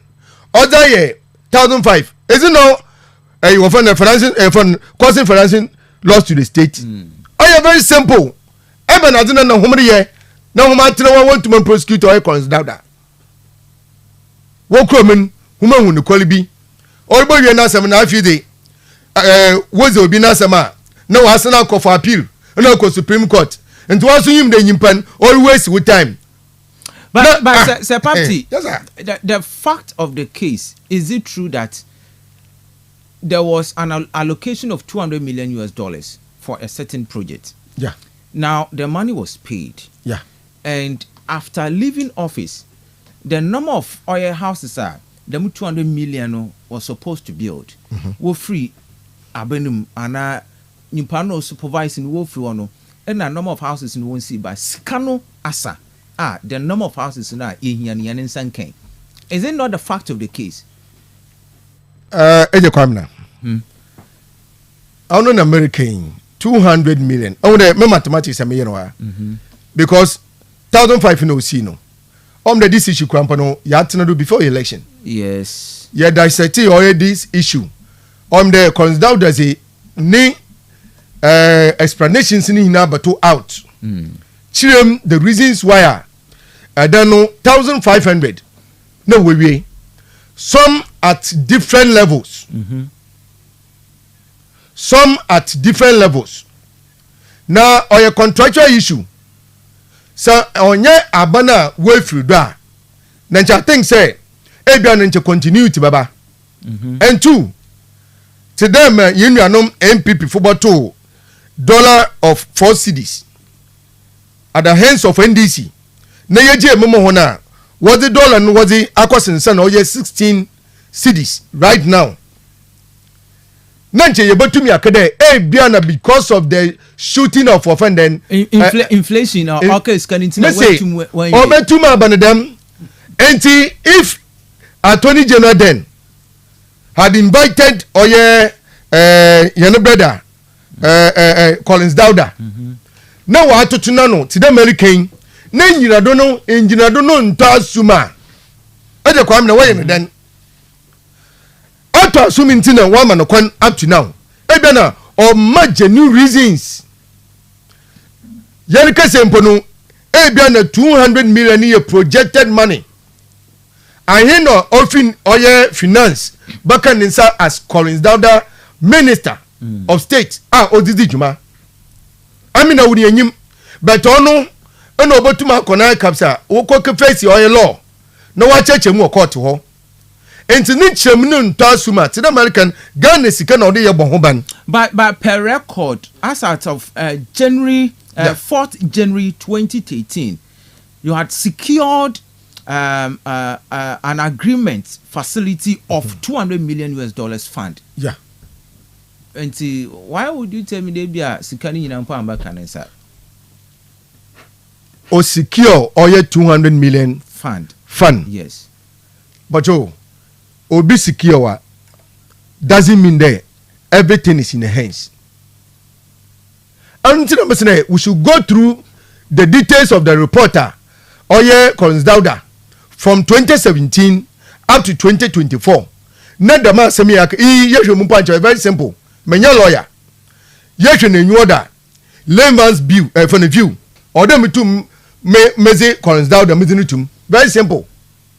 But here is the case from 2017 up to 2024. Oye former Attorney General Godfrey Dami. Ne oye justice and one kese wo. Ne eba na zin wori ye. Enti Attorney General now oko ensamnima enyina do nyim okay asam no tete tia wa be che the reasons why so a wa credit dem nkrofon there one summon on chedo we say a waste of time resources Ghana sisi abia yedun yes kasam atetew apansam on nti na ehwende enoma bi ho ma John Dramani Mahama his excellency o twitwado ministers ma dodona for first class and even sixth match yes so Ghana sika bebrebe ne da akohyem ya sen kwa nne olutwado all right Ghana payinfu kakra womre Jubilee House na selected schools na army fun wo maye display na yan fanche Ghana fu dampa Ghana yada ho na yan service ka yan for free SHSC yan service ka na yema oye enuanom a wunye school then papa wotemin yan Simon onu na John Dramani Mahama onu dwene ho na da men sama wa de ho from 2017 up to 2024 na wa wunyim there asaman it doesn't value na was NDC ansama say yana mbel wo ho ahwa attorney general osi even them alleged issuer former chairman of MPP no former chairman of MPP one of the regional chairmen say was Sidigu no ho no afoko ni issue even osi or bosham na wakom na wahuni de bia no kwal sembi ogwom ana no kwal semnyim yete omanim na MP danim na nyimpo da senye kodudwan sexy dondon oda ho de ho no ma enjoy abadinti na wontum na won proper prosecution ma NDC yesi nyina ye be make sure there nyina ne nesi me da se na wim the worry okay Ebusia hai Kastle 90.3 FM nti fall out of oil ne da two presses obenu na yezu ho enkomo ewo ha ma o messages number 0244743143 0244743143 ma me fasida enfama betway bet saver betway o say oyaza enjoy your bettings ewo betway with betway wo bet no wa soko wa fe ne sikra betway si obotum waye ema we go through na enyiska one Alfred Odinuga enti betway for today say terms and conditions apply bet responsibly the master Ridge Royal Hotel Ridge Royal Hotel seven can show the nyame adoma ochno your vast day but our packages are bebrezimo buffet breakfast 200 Ghana cedis buffet lunch 300 Ghana cedis ave buffet dinner 350 Ghana cedis and you want offer and you want to and now you can still order now or say abro book now 0312003222 and 0501672908 second reach ewo ogwa the master rooms bebria so oye affordable what's a romantic dinner with oye live band performance on 14th nyame adoma ochina no single at 350 Ghana cedis, double 650 Ghana cedis, including welcome drink, 3-course meals, vase gift and glass of wine. Nina no be from 6 p.m. to 10 p.m. Easy or the form anka tenese party your the form cry ibifi abenu minchari ibisu be yon chari sikafa or for Courage Royal Hotel high sense that been control the 2025 high sense general campaign of good record television refrigerator chest freezer air conditioner smartphone sound system ni nyina bi na apia call high sense one showroom all the 16 regions across the country ebon one showroom ni bi or mankesim urban blue hills restaurant or antekua 0302550000 high sense everyday prices for everyday people mabana me busy travel do no hon come me za because and then last day entries no you good ayareje for messages in the fobra a short or a brief love message for your love for your lover, wife, husband, or fiancé. 450244743143. Yeji entries no na area. Wuti yanko kwa benye a special gift. And if you packages are all Ridge Royal Hotel, you have more tickets. Go and then enjoy. Kastle 90.3 FM blending tradition with star. So any Jumuku Abriabri was saying I sent my did the biggest conversation in the region. Yes, abro. Ma min read the messages kakra na yanchen commando. Amazing Kamaka the press conference MPPY no we are mobile kakra chow na ya koenenim na ya chodu efro because our address is special prosecutor ni issue nunti ebefe fro akọ. Once the case has been discontinued, any attorney general in the future who want to resurrect the case must come up with new evidence. The current evidence is no longer hold. The state versus Gregory are for co. All right, and for Uzin Amber, but I say also idea on the issue. Uncle Amanda, good afternoon. God bless you abundantly for the good works you are doing for the city and the region at large. Please bring this man back on your program. I appreciate the way you interrogate him and the way he carefully explained the point. Kudos. We need him back again. Mike Agbeko from Amamoma. Uncle Mike, don't worry. Prof, we have a lot of issues to discuss. I'll definitely bring him back. But that's it, Bebre. Chairman, please, good afternoon to you. Mr. Kwamna, have you seen how arrogant the MPP as a political party is when it comes to prosecution of their party members due to corruption-related matters? Kwamna, have they forgotten that during their first term in office, they did the same the same thing to the current Attorney General with the same national security operatives to invade his house for investigations? There is saying that do not throw stone when you are living in a glass house. Kamina, they are doing like they are saints with no devil mindset. This is just the beginning of the marathon. Thank you also for Uzin Amba. Good afternoon, Mr. Rose. Former president said he will fight corruption and he instituted OSP. After forming the OSP, the same president could not allow the office to operate. Example, Cecilia Dapa.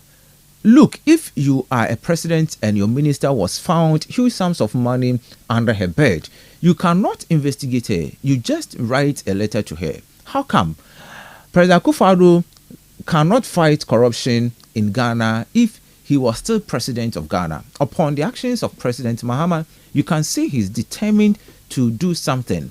Compare him with President Akufo-Addo. Big difference. Let's help Mahama to achieve his aim. All right. Also, unfolding. And the very last one here, frankly, NDC government is playing foul cards already, all because of dirty politics, and some of us are not surprised at all. They can clear all those who did wrong in the first term of President Mahama and make them ministers. And in fact, some of us don't care. Our ears and eyes are widely open. K from Paydu. Medasi.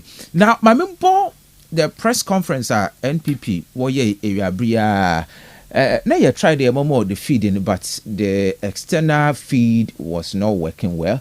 But my member kakra enfantro na yenko yenenim. That lead us to our next topic, sir. Be discuss inti kakra.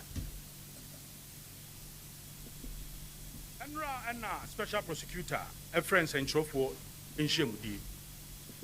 And central for Shemudi are free. Or say Yera can offer data or your former finance minister.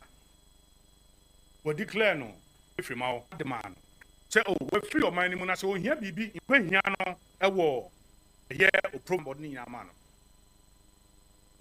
And I know, 24th, and a special prosecutor out on a car as a win and the dim. Now, I say, a woman were 2 pounds or 2 pounds cratchet. Kako be swimming with 2 pounds. Intino or het Nampum dina yarisa into Bobeba. Who said they do to once intino, Omonfa, a brea beba emra. Omunkaya na fe hospital crampa. And in one in answer, and you say as for any opening back one. A friend of Japa. It did any more, Omako Iraq and of Ratifi.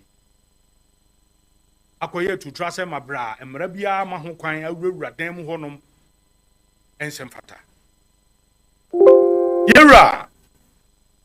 Special prosecutor, embeka asem yenti a wose wo hwehwe yewura kenofurata wo hu na nda na chi yewura kenofurata ekọ wasere kwan okoya wasa atro kata sa asere kwan ohon so ne na lawyer fo di kwan edi nsawoso wasa kwa the hospital a wokọ no kwa kata sa akwa last year ebra na special prosecutor kro ye wo ye hwehwemu bas ho asem usu wu hia opani baako yewura Muhammad nua baako na nda di nkom wo fa plane ekọ UK ho enne ko di nkom eti se wo pese ohumu no kra anade na wo fa plane na wo so nko hospital na wo so nko ni ensem fata sebe yewura kenofurata onwane nko ba bia na mamen kasi so duan so se MPP party and the members ene obia na wa ba mu bia no yenwane emfiri atentene ho na emom se ye fa kwati kwan na ye de animguase kwan bi oyan se we de nka ye no ane se na men na wotwe mienu pe na obi tro kata afi wo hwe nipa na wo hu no eya asemo a asefem ebiem so ahia ye pani ba ko awon so MPA Dr. Sheikh Mustafa ono so special prosecutor ebo ne din ka se o ono so under investigation enye bia kosto a yehwem na onim ho hwe onka bibia nkyere no onye bibia bato obo ne din enye saa ne ye adwuma na ya kamya kwese bia opese obo nipa ne din na odi gu ne ho fia na take party ye members omo a omasom ewo aban ye twa mu yen ye gimradi ye bumra yen nwane mfira tentrene ho na emom se ye fa kwati kwan bi ne agu nipa ne mu ase ne ye ka asema enye no krede ye ngintum se ye fa kwan bi so se ye pese ye de hunhuna bi eba obi akwan mu de ye ngintum da na emom no de we are ever ready rado ti ebesom se ye ne aban duma ko bia wo ye nhwemu dabra se yo mu nyina edi nti omo police omo ko immigration omo ko prisons omo ko fire service. All right, so and I say MPP officials are was serving in the previous government Ninyano, they will comply with any investigations the state agencies was the over from one na special prosecutor Honorable Ken Ofurata Onyaza Wegwan.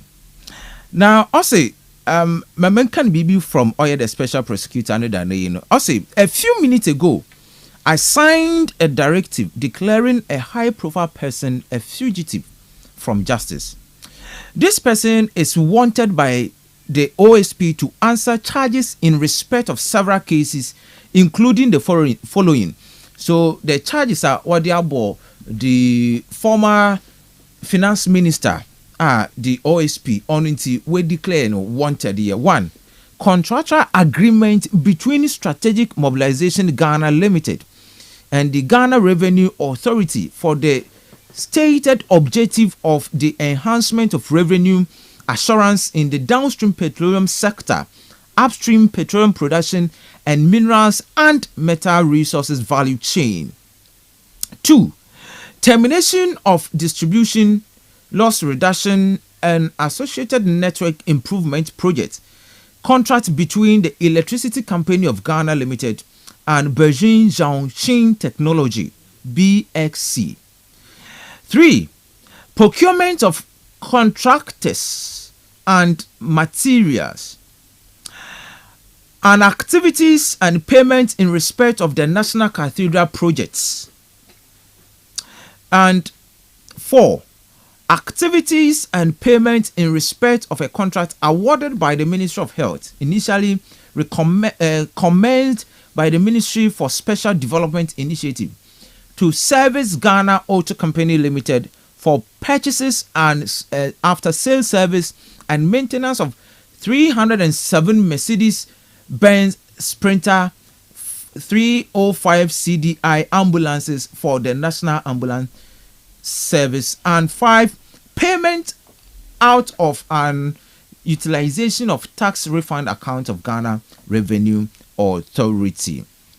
Also, the fugitive's name is Kenneth Nanayo Ofori Atta.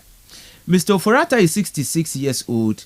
he was the Minister of Finance of the Republic of Ghana from 2017 to 2024. Mr. Ofori-Atta left the jurisdiction on or around 2nd January 2025. Now, also on 24 January 2025, the OSP communicated to Mr.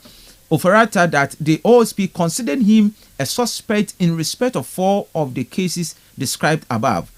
Mr. Ofori-Atta was directed to attend in person the OSP on Monday, February 10, 2025 at 10 GMT for interview.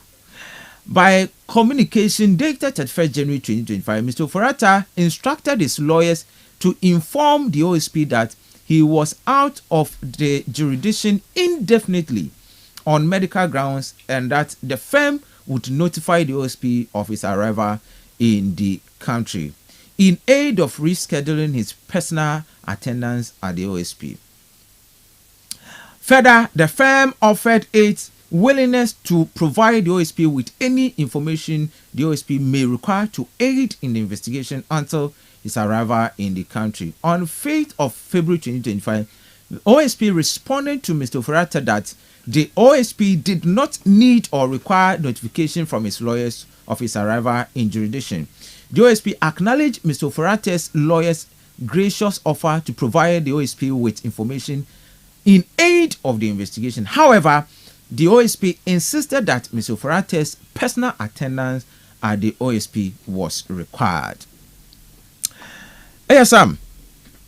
Also, when you're Ofori-Atta, but also at the letter code, you are out of the country receiving medical treatment and I say out of jurisdiction indefinitely. So indefinitely, when are you coming back for the investigations to continue? One and also out of indefinitely.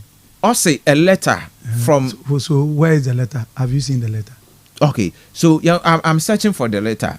I've seen the letter that the lawyers wrote to OSP. No? Okay, read it. All right. So my letter na menkan. I have it here. Yeah. Where is it? Okay, so meanwhile, my kanamo, I have the letter you here. See? Yes. OSP. I will not mention where he's incompetent. Although resign Okufi. He's incompetent. Yes, straight away. No, please, Saboteur. He's incompetent. Although resign Okufi, because when there's an issue, the way a man or describing poetry, but no course I mean that or chunum kosoro base Martin Pebu Baba Jin post in evidence. How? Oh, OSP is going home. Market. More no, he's aware. The Obey post in yeah, opedo or please president. Not president maintaining. Oh, okay. I care there OSP Okoye investigations about Airbus. No conclusion, no confusion. OSPC is the pa name for one no one who we are the Ghana, we won't be that. She said the power in case in wake accident. You see, Ken Ofori-Atta, I win him, but I mean him.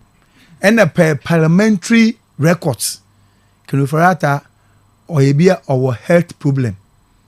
Because 2021 we are appointing, what we appoint as finance minister no, or the letter called parliament to the only Ghana or year, until doctor's time was a man.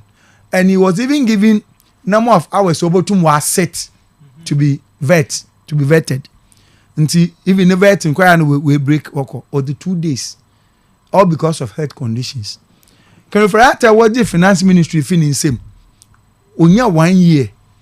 And sana year elections ma President Akufo-Addo NPP aban Olfi power. At that period, you know, OSP na abazin ore. Abazin na ore. Jumezi bene no reason. Intra me ka chodo otwenu mo kwasoro baase Martin Pebu be take over. Ntonto na adwunim. So fi do obu UC na or the a please President Mahama now we maintain on to na adwunim. He will go. Atoko amnesuman. OSPC ono as office of special prosecutor officer ni tumo kitanu kwa undo the attorney general and the minister of justice. The powers so kita OSP no on attorney general do undo hompo or attorney general na say on we declare citizen of Ghana do a fugitive criminal. An authority are only court of competent jurisdiction. No. So a personal vendetta no. Majority leader in parliament today will issue official apology to former finance minister for the raid in his house. Ntimen Kawasam. Mahama Ayaga, or not Mahama Ayaga today, will issue official apology to the former finance for the raid in his house. That's why the Fukro Nifi with no search warrant. Eti police in Luntumbo Federal by search warrant. When you that right? Not to talk of soldiers. On your business of soldiers. Search obo wonko fifi on your soldier from ejuma. Or your police and even police although in your tomb odifi court. Until once a leader of government business in Ghana's House of Representatives were power apologizing. That side I leave it. Now my catcher mama there. I think that he said that in the first time in his role he's learning and truthfully Olusiazi that matter after my concern first time as my new solution it's good but OSP that declaration of why and we Ghana bring him he's a lawyer because as a lawyer you should know that Obia wa convicting no we gone to the side in Nam Tamakro at you no a fugitive Obi a wale nyimpa na yesterday in here for interview. Hey nyim dey Ghana ha another in law. Motu market na CI na yin market na menyi bibia akache ye kokota na makasa. Do you know that? It is within my right. And say ofrato obo wenyim wa mbo wenyim. Evidence kura won prosecute him. No obo wenyim was no be. Are you going to be as judge? I will never tell some do. A judge as some a sentence now. It is not you. The same thing is the panic case. NDC chairman as one abaka. Also, I did dekwa no on kesifi. I think it's that's what I also or did dekwa on kesifi. On this Kenoferata case. OSP with Kenoferata. On also the OSP more in your dekwa. And it's true on kesifi because I don't know the person in there's no court. For court of competent jurisdiction or sit in the case, no sooner evidence is all these charges or your charges. The fact that Mr. Atokwam na sabi winning chede I should prove. Now also they respond. Into who cases be as an investigative body. Into mumbra nembe imano. And the marker church ebi on yet into ontasi. Yimpano Figana all the letters shows there. Or Julius Debra Ndoye, I don't know a co-chairman for transition. Yes. At that time, the president led then. This is our president. Watch all the honor power not in Ghana. We know the president Mama Ghana. Uncle go to Kono Sanaba. As I say, into Bibi Asun Ghana. Yes, they all here into all Kono or Dotro. Ujafu. May your former finance minister. Mentapo. Into Moko. Irish. Wajatum. Wakra akoswe from Opare. Co-chair. Wajatum. Wala OSP. Wakra. Oh, on you then. And moreover, my and the hospital no one. Doctor no one. What for company hospital letterhead. And you know what that mean? I took I'm letting for Kastle FM letterhead, near the letter, the meaning. You know how it means. What sign the phone number? House hospital address now do. As OSP, you can travel there. You won't go forward the hospital and go answer. You won't be there. If you think that he's under arrest, watch your baby or say, Brabachem. Chinchinachi, ne health no or your own journal. Master Nimpano want to know. Second of all, ways bona. Bibia and Sue, who can Wagana had there, one fan from Racondo. On sin on his son, sin Obiara, Wagana ha. Conferrato about some Ghana. So on your right to be declared wanted. On your right, no, and only the mutumunu fugitive. Obiawa convicting. No we gone. No or a fugitive. Now this man ain't convicting. Well, investigation and when conclude. After now, as one son can now a fugitive. What do you mean by that? And You see, this such things, you know, or there, yes, and ye, and a lawyers, not baby, and Wama, partisan politics, and a crowd one a sense of judgment. No, what can be here. And see, said, some miti, see, the first with him, and see, Mambra, and opa, it will be 2 o'clock. When my catch is here, they will be 2 o'clock, Munyakwan, Maba Kastle FM program. Nti ebia wopun program no 5 and 5:30 and maba now sitting charge as in here by 2 na mamba so me fugitive ma always people ka China. So according to dictionary definition of fugitive, a person who has escaped from captivity or is in hiding. Or is in hiding. So ebia odimas no, Kenofrata or Hider. Kenofrata is hiding. And Obi or Hider, what catch her Mesha. Debi Obi or Lusuma, now so I catch her Hannah Meshe. Alcohol corridor Shawan on show. And correct. So you conclude there no Kenofrata or captivity. Watching Wagana has Kenofrata been arrested? Yefi power, a many fee power, 7th December, 7 January, Kenofrata no Ghana. Because according to letters or 10th January, no letters in my chief of staff there Olutukwan. No wakasa no yerba. Mami one hire 31st January 2025. Respond also read direction to attend the office of the special prosecutor. This is from the lawyers. Yes. There is a letter addressed to Julius Debra, then the co-chair of the transition team. The same thing to Fremont Parry, co-chair of the transition team. This lieutenant lawyers were can that time no pardon Oko or Abruchi. And I can lieutenant Dr. Abdul Salim be or signing Benosi were checking and Shumpa somewhere within the March month and go through operation. Now when you're queen or your criminal or be away the criminal cry watching her or yellow was no hospital my doctor's shit. So within that letter, when stated there indefinitely. Maybe there's something like that. Okay.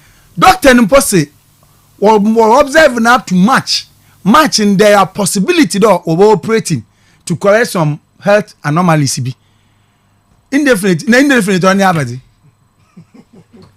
They can fight to Ghana former finance minister. Okay, hide him for. Never say me. Always all protecting the job. And I'm assuring there. President Mahama maintaining until not him. He is going out because already Nankasa and there are signals are one wire aware there. A human president for the chance and we pronunciations be for Subianu. But after 90 said the name at Tamakru, Ogwaneno, OSP Otia. Okay.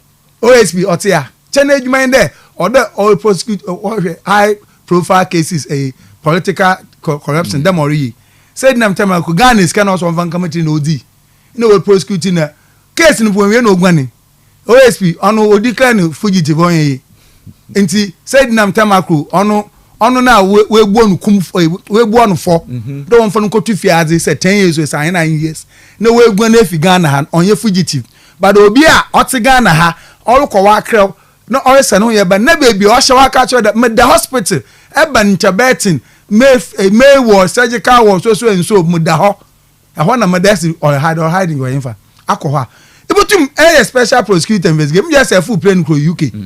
UK for one more information and Ben our conclusion there waka a government official one former president Mama in the president as but into prosecuting. Obi why don't you go there? Watch your baby my clinic so and so full plane because anytime they play to be a man one Moscow because we you them not see.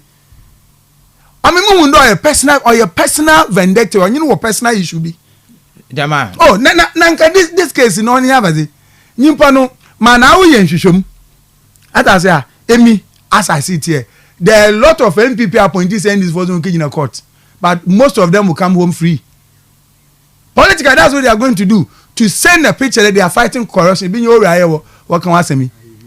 Yes, being alright what can I say because Ora is about people Ora to the extent that Ora chairman otum kwa ko bi ni private life ko hu day but on private life because of MPNT a chairman of appointment control I can't allow you to ask this question enti mampeda mekan there all right mampeda mekan there kan oforata emi me ngine me man there wait in fact wait the bana Ghana mbra wa ha dem ma mekan there one fan mbra kon do say kan oforata na asem ndc fumbo entumo nda mo fi power ma MPP eba ye nko nkaji no prosecutor we will make sure the matter ends yes because we have record 2017 Akufo-Addo power president etede high profile case bi Akufo-Addo akwaji no prosecutor Gloria Akufo ne yen start as attorney general etede ya file no prosecutor wa court the political expose the MPP bi ni case ya ihure ye ibida so we won't do it because a man ese pede ku kata asesha or there a conbiado you make sure until corners a judge in court of competence is also massa engineer don't was be nyam for so be anyi ko baby but him panos on hide it oh you shey bon watch your baby ohye no what I told the or the okay maybe open do hun there or the hospital bed no was no pia na ambulance ma aba no we be san asam we was no call another was no kidney home you see you don't jail people anyhow like that right enti na we be there ka say me was there asam watched hey in criminal matters in criminal to send somebody to jail onye as easy as because oya allegation about to know the we money attorney general says here where my state was there causing financial loss to the state is not criminal Dr. Ayene ni quote mu nti second obi cause financial loss to the state nti yenso my information say woman on work the mo better party and when it come to criminal matter nyimpa me say muntum fa criminal case in fenti wa ba me involve the state nti state no so onyu hwe ka ba you can't do anything nti master there OSP we some of us yenyim do pedo protect no job but okonum ochunum kosoro ba ase obodu no do obesan Martin Pegbu be take over seven that say Sabati yes sir eje kwa mina me too hey mura ho papa dead hey she mpanyimfo wasi obu baby wasi se mpanyinu nkutu wokotu na se wontumentu a moframa obe wotetie do moframa obetie do OSP 2017 ana nanado danko Akufo-Addo o say hey NDC for ya mamboefo NDC led by John Dramani Mahama was say your money no what to manen even before power now he was using the word there one man yes kasamana yeta ano for that matter Merbato Oye special inquiry na was specialized on NDC for waje appointment na waye honadwe na wobosho omani do na watete Ghana apansam onunti Martinamidu Oye NDC mapa na nadu danko Akufo-Addo nyine tina ho that was enyim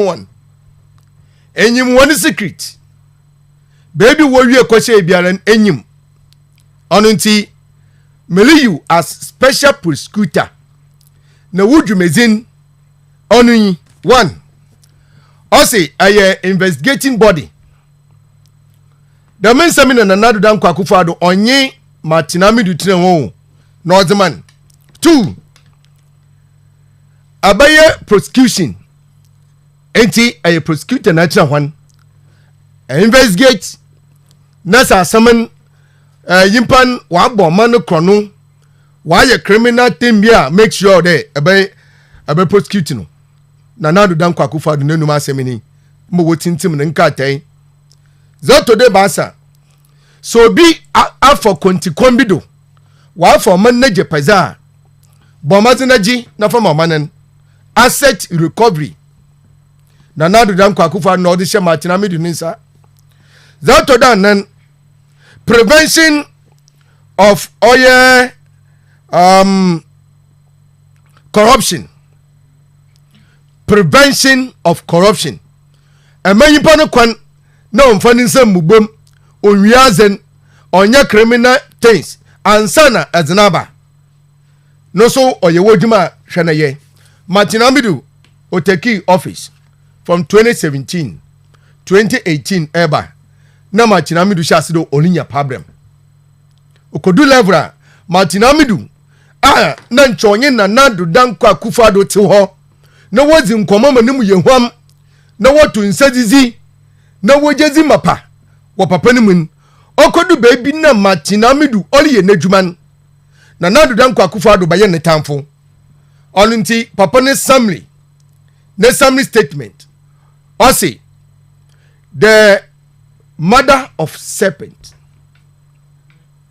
ɔde to na nadu dankwa Akufo-Addo ansa ɔreba resign efi adwuma no ho wɔde tumizi wɔza manyan brother ɔyɛ Kisi Ejabin yɛbɛda efa adwuma for the first 4-5 months na wuna Kisi oli yɛ adwuma because na oton on the line of MPP bra MPP fo was sorry there Ken Ofori-Atta on number 1 on health issue maybe the all can say we admit today Kenneth and also Ken oyobia no home fan na yemi se yanwode na nadu dankwa Akufo-Addo MPs and then eko parliamentar mesina afanyo marking and then no one so no all defend the oye Ken Ofori-Atta no we afi no home there baya bosume enum esien bi abasenen na okan hu bi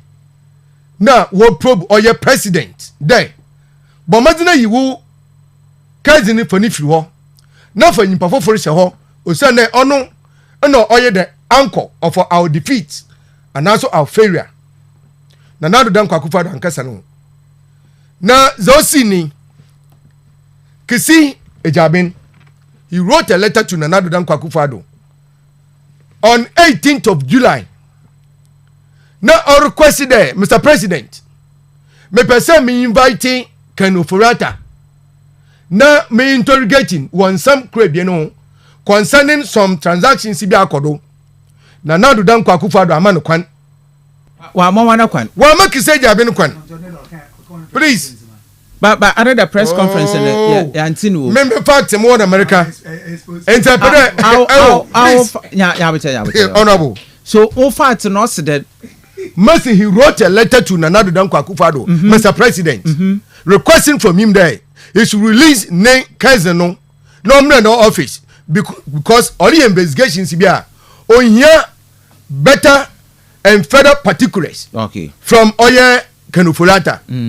Nadu dankwa Akufo-Addo amakwan because the membering na MPC wojina no kwando da wopede wo yini firi ho na wonyi dem powers no the powers no oye Mr. President wo hwenya no zema won on tran na say COVID-19 den bi nsemi okeke to appease them ni na na chirin okosi da ben ansa na oyine firi ho enti yanu brede owonu mu de oba ye adwuma abo Ghana ahwe hone roa wazema won started by Oye Martin Amidu no ono sha say no won kwawie niye interferences obey etimi na akam otu the man money a na wesim even okodu baby a na Oye Kisi Ejabin na ne life was in danger yen na yete ndwom kwampo oba botoe oto abanyum nyumi menyim nyum tunti ama mi wie fi daddy lu manu nyum bi Irazi one kai mati ayo honwimi desisi ada aka mankote na emmerboso abey ahonu wi menyum to wom ankwanu me sure me na meka kiro yembe de boto da manyum na o se na nni nsie osuro obi ntie all because we make move da opede or investigate Oye Ken Ofori-Atta Messi atetie yembe de fam na brabo nyame na ode yembe de ode to up to now in the change in the waban John Dramani Mahama say obian free sisi yeyi omana etutwese momdew Ghana sisi a wobei ntenda hwa yana chechefu headmaster si and wobei mu obiara bi se fine Mr President yes banasa na soje for that come on entantama until the first na headmaster bakere is banasa mawo where you watch decided was one coming purugu yo hey where you is until now the NDC won Kiseja been as a competent person. Oh, you're competent. My brother, or you suka sebi, also Kiseja been is incompetent. And who appointed incompetent? Can competent appoint incompetent? Then who is competent? It's an insult to Oyen and Adu Danko Akufo-Addo. Remember order or withdraw. Me that say. Oh, you're competent, but no man come on yejuma. Kiseja been born na why? What's the kind of informal? Oh yeah, what do you call it? Kenefurata. What's the Canadian letter from Kiseja Ben before? Or send some notice 2nd January or more notice invited you and call. Or send more another notice on 10th and Sana Afidi. One lawyer Siribeya no day. You are on health admission. Now my brother or expect today. OSP on full plane on Koho. Now, yeah, can you follow 10 over Ghana for there? 42-bed capacity hospital, Western Kumasia. But I say, what do you know? One more year. Okay. You there, your baby or you were specialized doctors outside the country. And you knew the nature of the Yaribano. Entum kada chinchina your hospital wa hanti one for number 2 a day. Ana na metre hana da mono kubwe won fam ko South Africa se party medase ebusa high Kastle 90.3 FM so as a special prosecutor no nyuma otu ni nya da monyum ya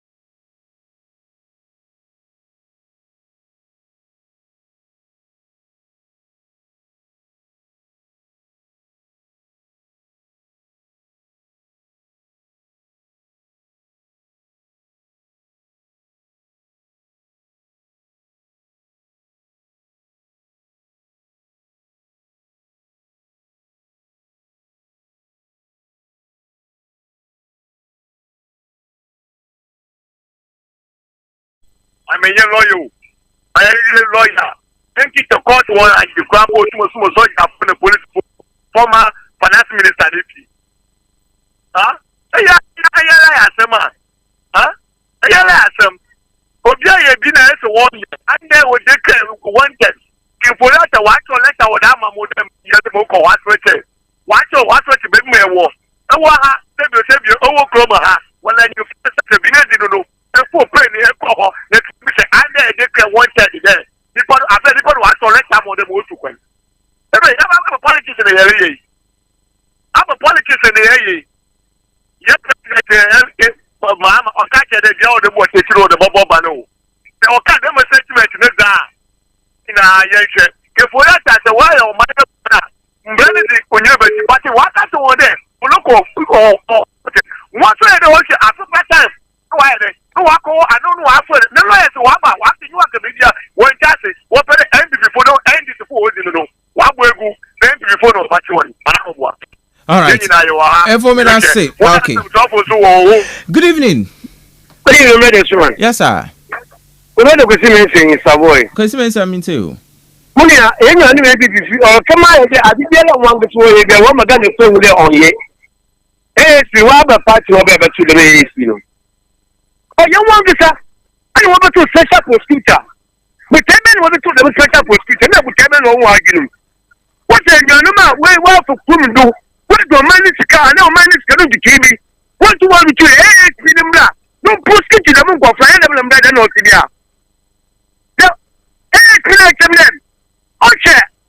Let's take a thing and I'm really go to the can do what to now from there. Finance minister only the number one in the Malacca in the money and the Megmano. The best can with a good time on tonight glasses. And at that time, a finance minister.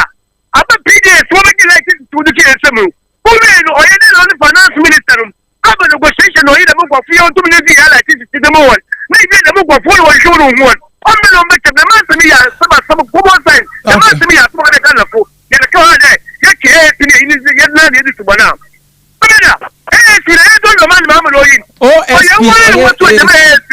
But there was a man, the next one of a peony, and I'm a walk. Okay. I'm going to go, Mamma, I have to me. I was the better way to do. And the question one I have to send your mamma never so, or general Cassa. Hey, no, so that would be. That is a kind of friend to imagine. This over. This is a better and who saw that would be all this kind of go to Amna. And the again. May I say, question, sir. Good evening. Yes, sir. Captain, me too. Oh, sorry. Good evening. Good evening, communist one. Hey, Anjago's here. Hello. Bye, me too. Oh, wapo ni mwe. Yami adumo na wonswe. Dumia mechia sama na my brother NDC. Mechia no so. Na samba. Sama masuru da ma. Aka se so 400 million Ghana cedis. Aka is equal to whole. Is equal to whole. So be a woman $200 million now. All this is a house that's no one turning to no one day our equal to hold 200 million. 400 million Ghana cedis size about as a Kogan $1 small or $58 million. That's one time. One toe block. I said so. Sika or PPP is acquire essay there acquire Palugu Dam and Dazi Kese no the ho. As you wonder how much now. No one catch up your way to the next one was on go to Fiaze. Or be a ambulance now or your company on you the company no your other one. He hold the dama company now also them ambulance and the man as the ambulance or ambulance and one no. He hold it for 8 years in as you put them quarter and engine a paper diara. That's a ban for Banata way there. Case as a court no useless case. No one man partner. It's another say Mama won't find money. It's a one animal. I want your man table for my court. Eba fama ko ansana you will find them court na gata wa kade you guilty ansana we jail she masa you know abiri wo many ya you serious dey be adwuma e wo many ya you serious dey be reset for many jira player kana semi enya wo attorney general na no yin keje o genyin ko ye kululu de Wama atu force and Kadafiaze, no one to one in the city now. So I tell the one that I know when you didn't be prepared to force and why you did matter. Let us say, Antagosia. We are done a Yeniska can offer at home, Jessica. Let us say, I'm a Benyodo. Ebe brother, asema mu nyelikin. Doko mala. Then they check out me. Efoni diale nsudiale nyina me. Gina no. I'm the opportunity. What's your kasana yanko? Masu kasa. Nti masu nya time mama. Brother, me chia brother Sam no nye me NDC papa bi na otena won. Hwe, brother yi na aguru ho. Ya mobo chaskele e wo Ghana ha. Hwe ye ti Ghana ha. Eme kufa do na ba. Wa so ye ni sika. I say okota ambulance on spare part. Sana sa sprint here wo krai be. No spare part o sa abazo. E bi ntimu hu. No so da miska na wa yemfa. Ye ti Ghana ha. Eyi wo fa dan His Excellency John Dramani Mahama ambulance yo for onuado ambulance. Papa bia obe employ yin pay bien. Aba what ado to them. Wa bla them company na worship them adin mo obey. Wo je yima wo catch an one day. Say what should you say adin me yet be no onya. One return in as a man back. Near for this camera one because you put out that in the bed. Sikano ya me sure da and I shall you put what cost the financial law to the state today. Makane Foyata, Nimi or Dabonia. Dama a special prosecutor Nasemi. Special prosecutor also the Joe. A juvenile one was the Shannon son. One a kaze. A person who did not or Kakasi la pet. And I was little jump. It's Anquanoma.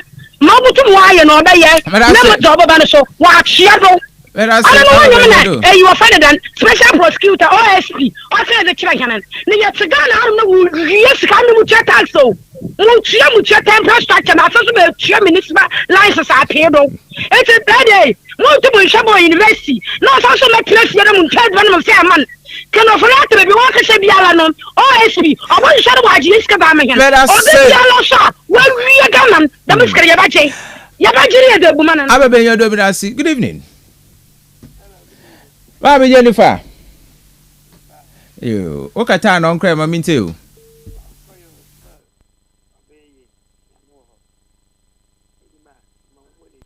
Ejumada say.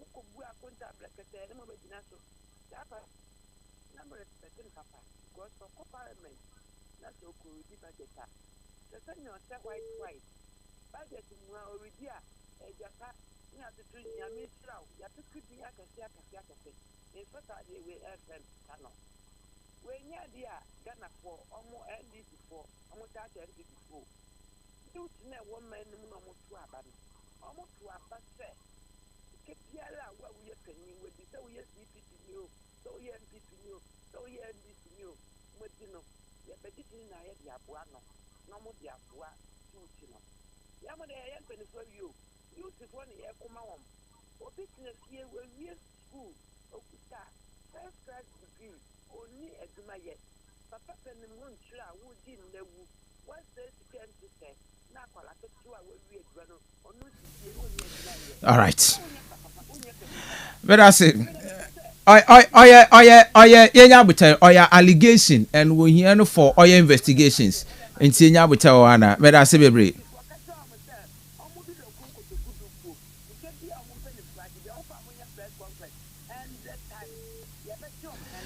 Let us say, good evening. Hello, good evening. Hello? Yes, sir. Hello? Hi, Kweku. Kweku means you. That's it. Michia, and I will put the. Maybe I love open scratch will be a Michel Nama. Maybe will be a Michiano. That's it. That's no class of that. Okay, so special procedure that another point now I don't do that. Okay, Keku. Yes, sir. I say another point now I don't do that. By all means, Uncle. I don't say this another career. Papa, I did the mama the place. Why are I said, Papa, I did the mama the place. Mama. Today, I was going to go pay me over there. I'm not a China. We can't be very no. I'm not going to go fast. I'm not going to go pay a day. I'm not doing my I can't be before. Because suddenly, when we place in this man, I want to come out of China. I said, for now, we do it. I'm the infant. Don't go to other get what I going to tell you, all right. I didn't know what to meeting. In fact,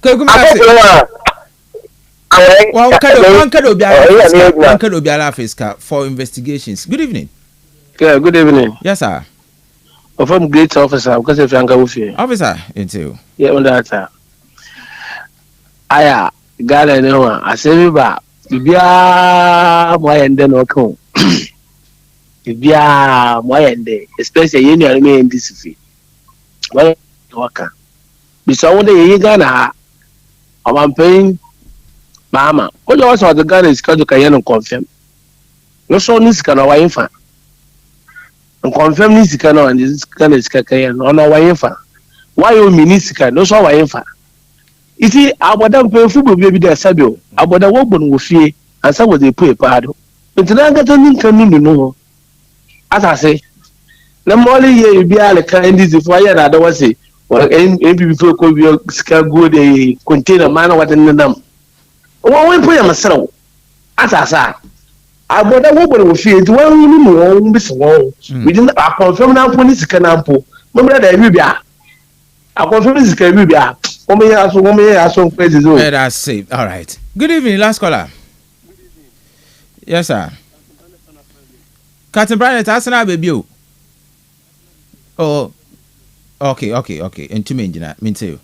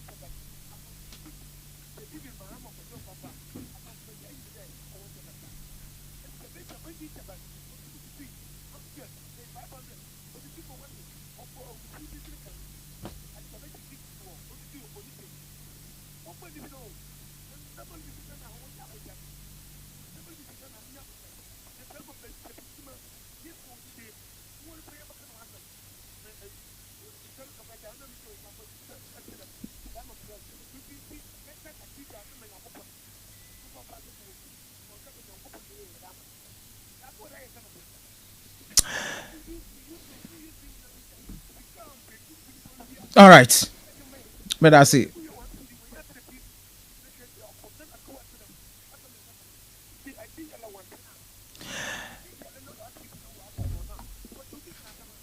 Captain Brian to me, that's it. Okay. That's it, Captain Planet. All right. It was a young face. I mean to me for a friend for Biabio, young face in a son called Sabati, Yerko. Yes, sir. Ejo Kwamina, Mesro, or me this time, no, I am having 3 topics. But Yani Jaba Kubuchi. And said discussion, we could do no bring this time and some on Koye, my MPP Funti. I know what Abu Buman was saying, Miren. And see, Mercedes next time. Now, because I should just a minute to pay. Just a minute. NSC.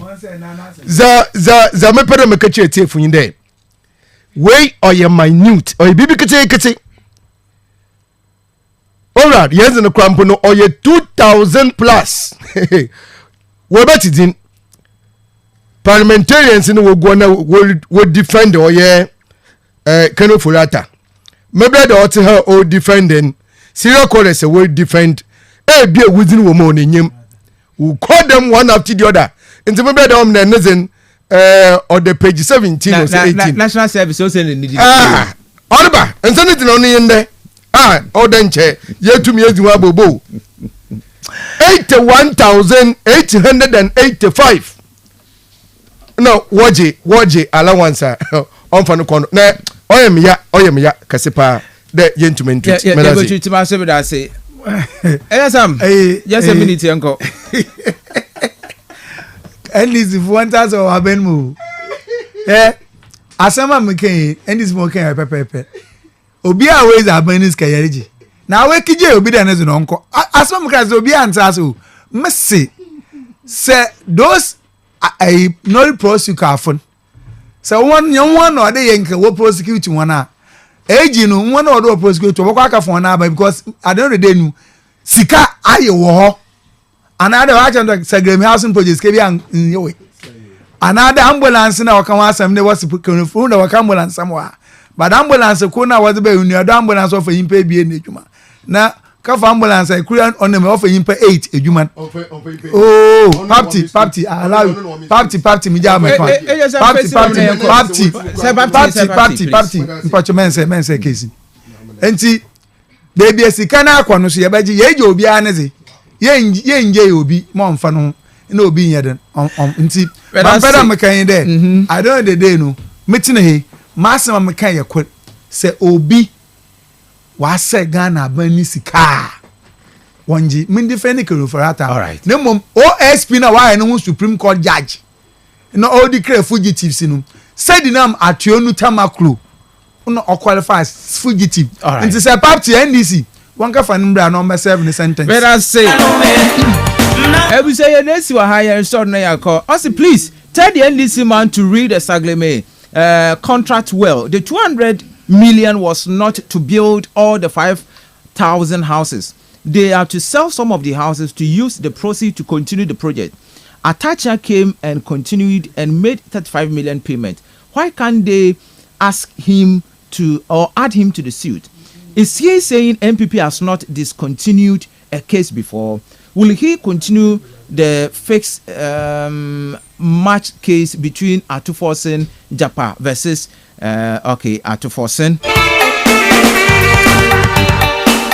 Good afternoon, I'm Richie K from Abra. I believe any lawyer or even an ordinary Ghanaian can reinstate those cases with the power of the Supreme Court. So they should kindly do so and stop the ranting. Why should they even complain with the discontinuing of those cases when they spent 8 years in power and wasted those years with nothing positive on those cases? I can't think far.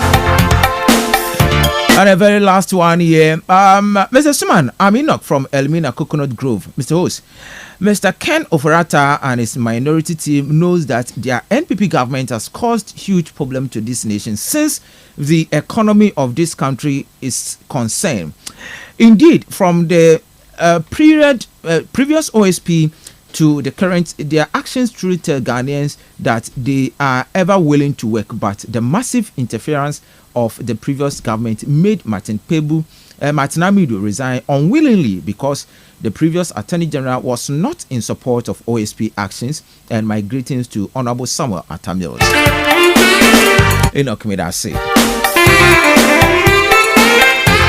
As Nedi Binkoma Betway, Ridge Royal Hotel, and Afi High Sense in one and our boy and my Jumizeni as a bro. The production team was headed by Mr. Bernardo Go, Osman FKK, Black Who's trained to L Facebook and Afi YouTube. Come nation my name is and Timin Kibu Aminonesi, Ankonoma Mersado. Bye bye.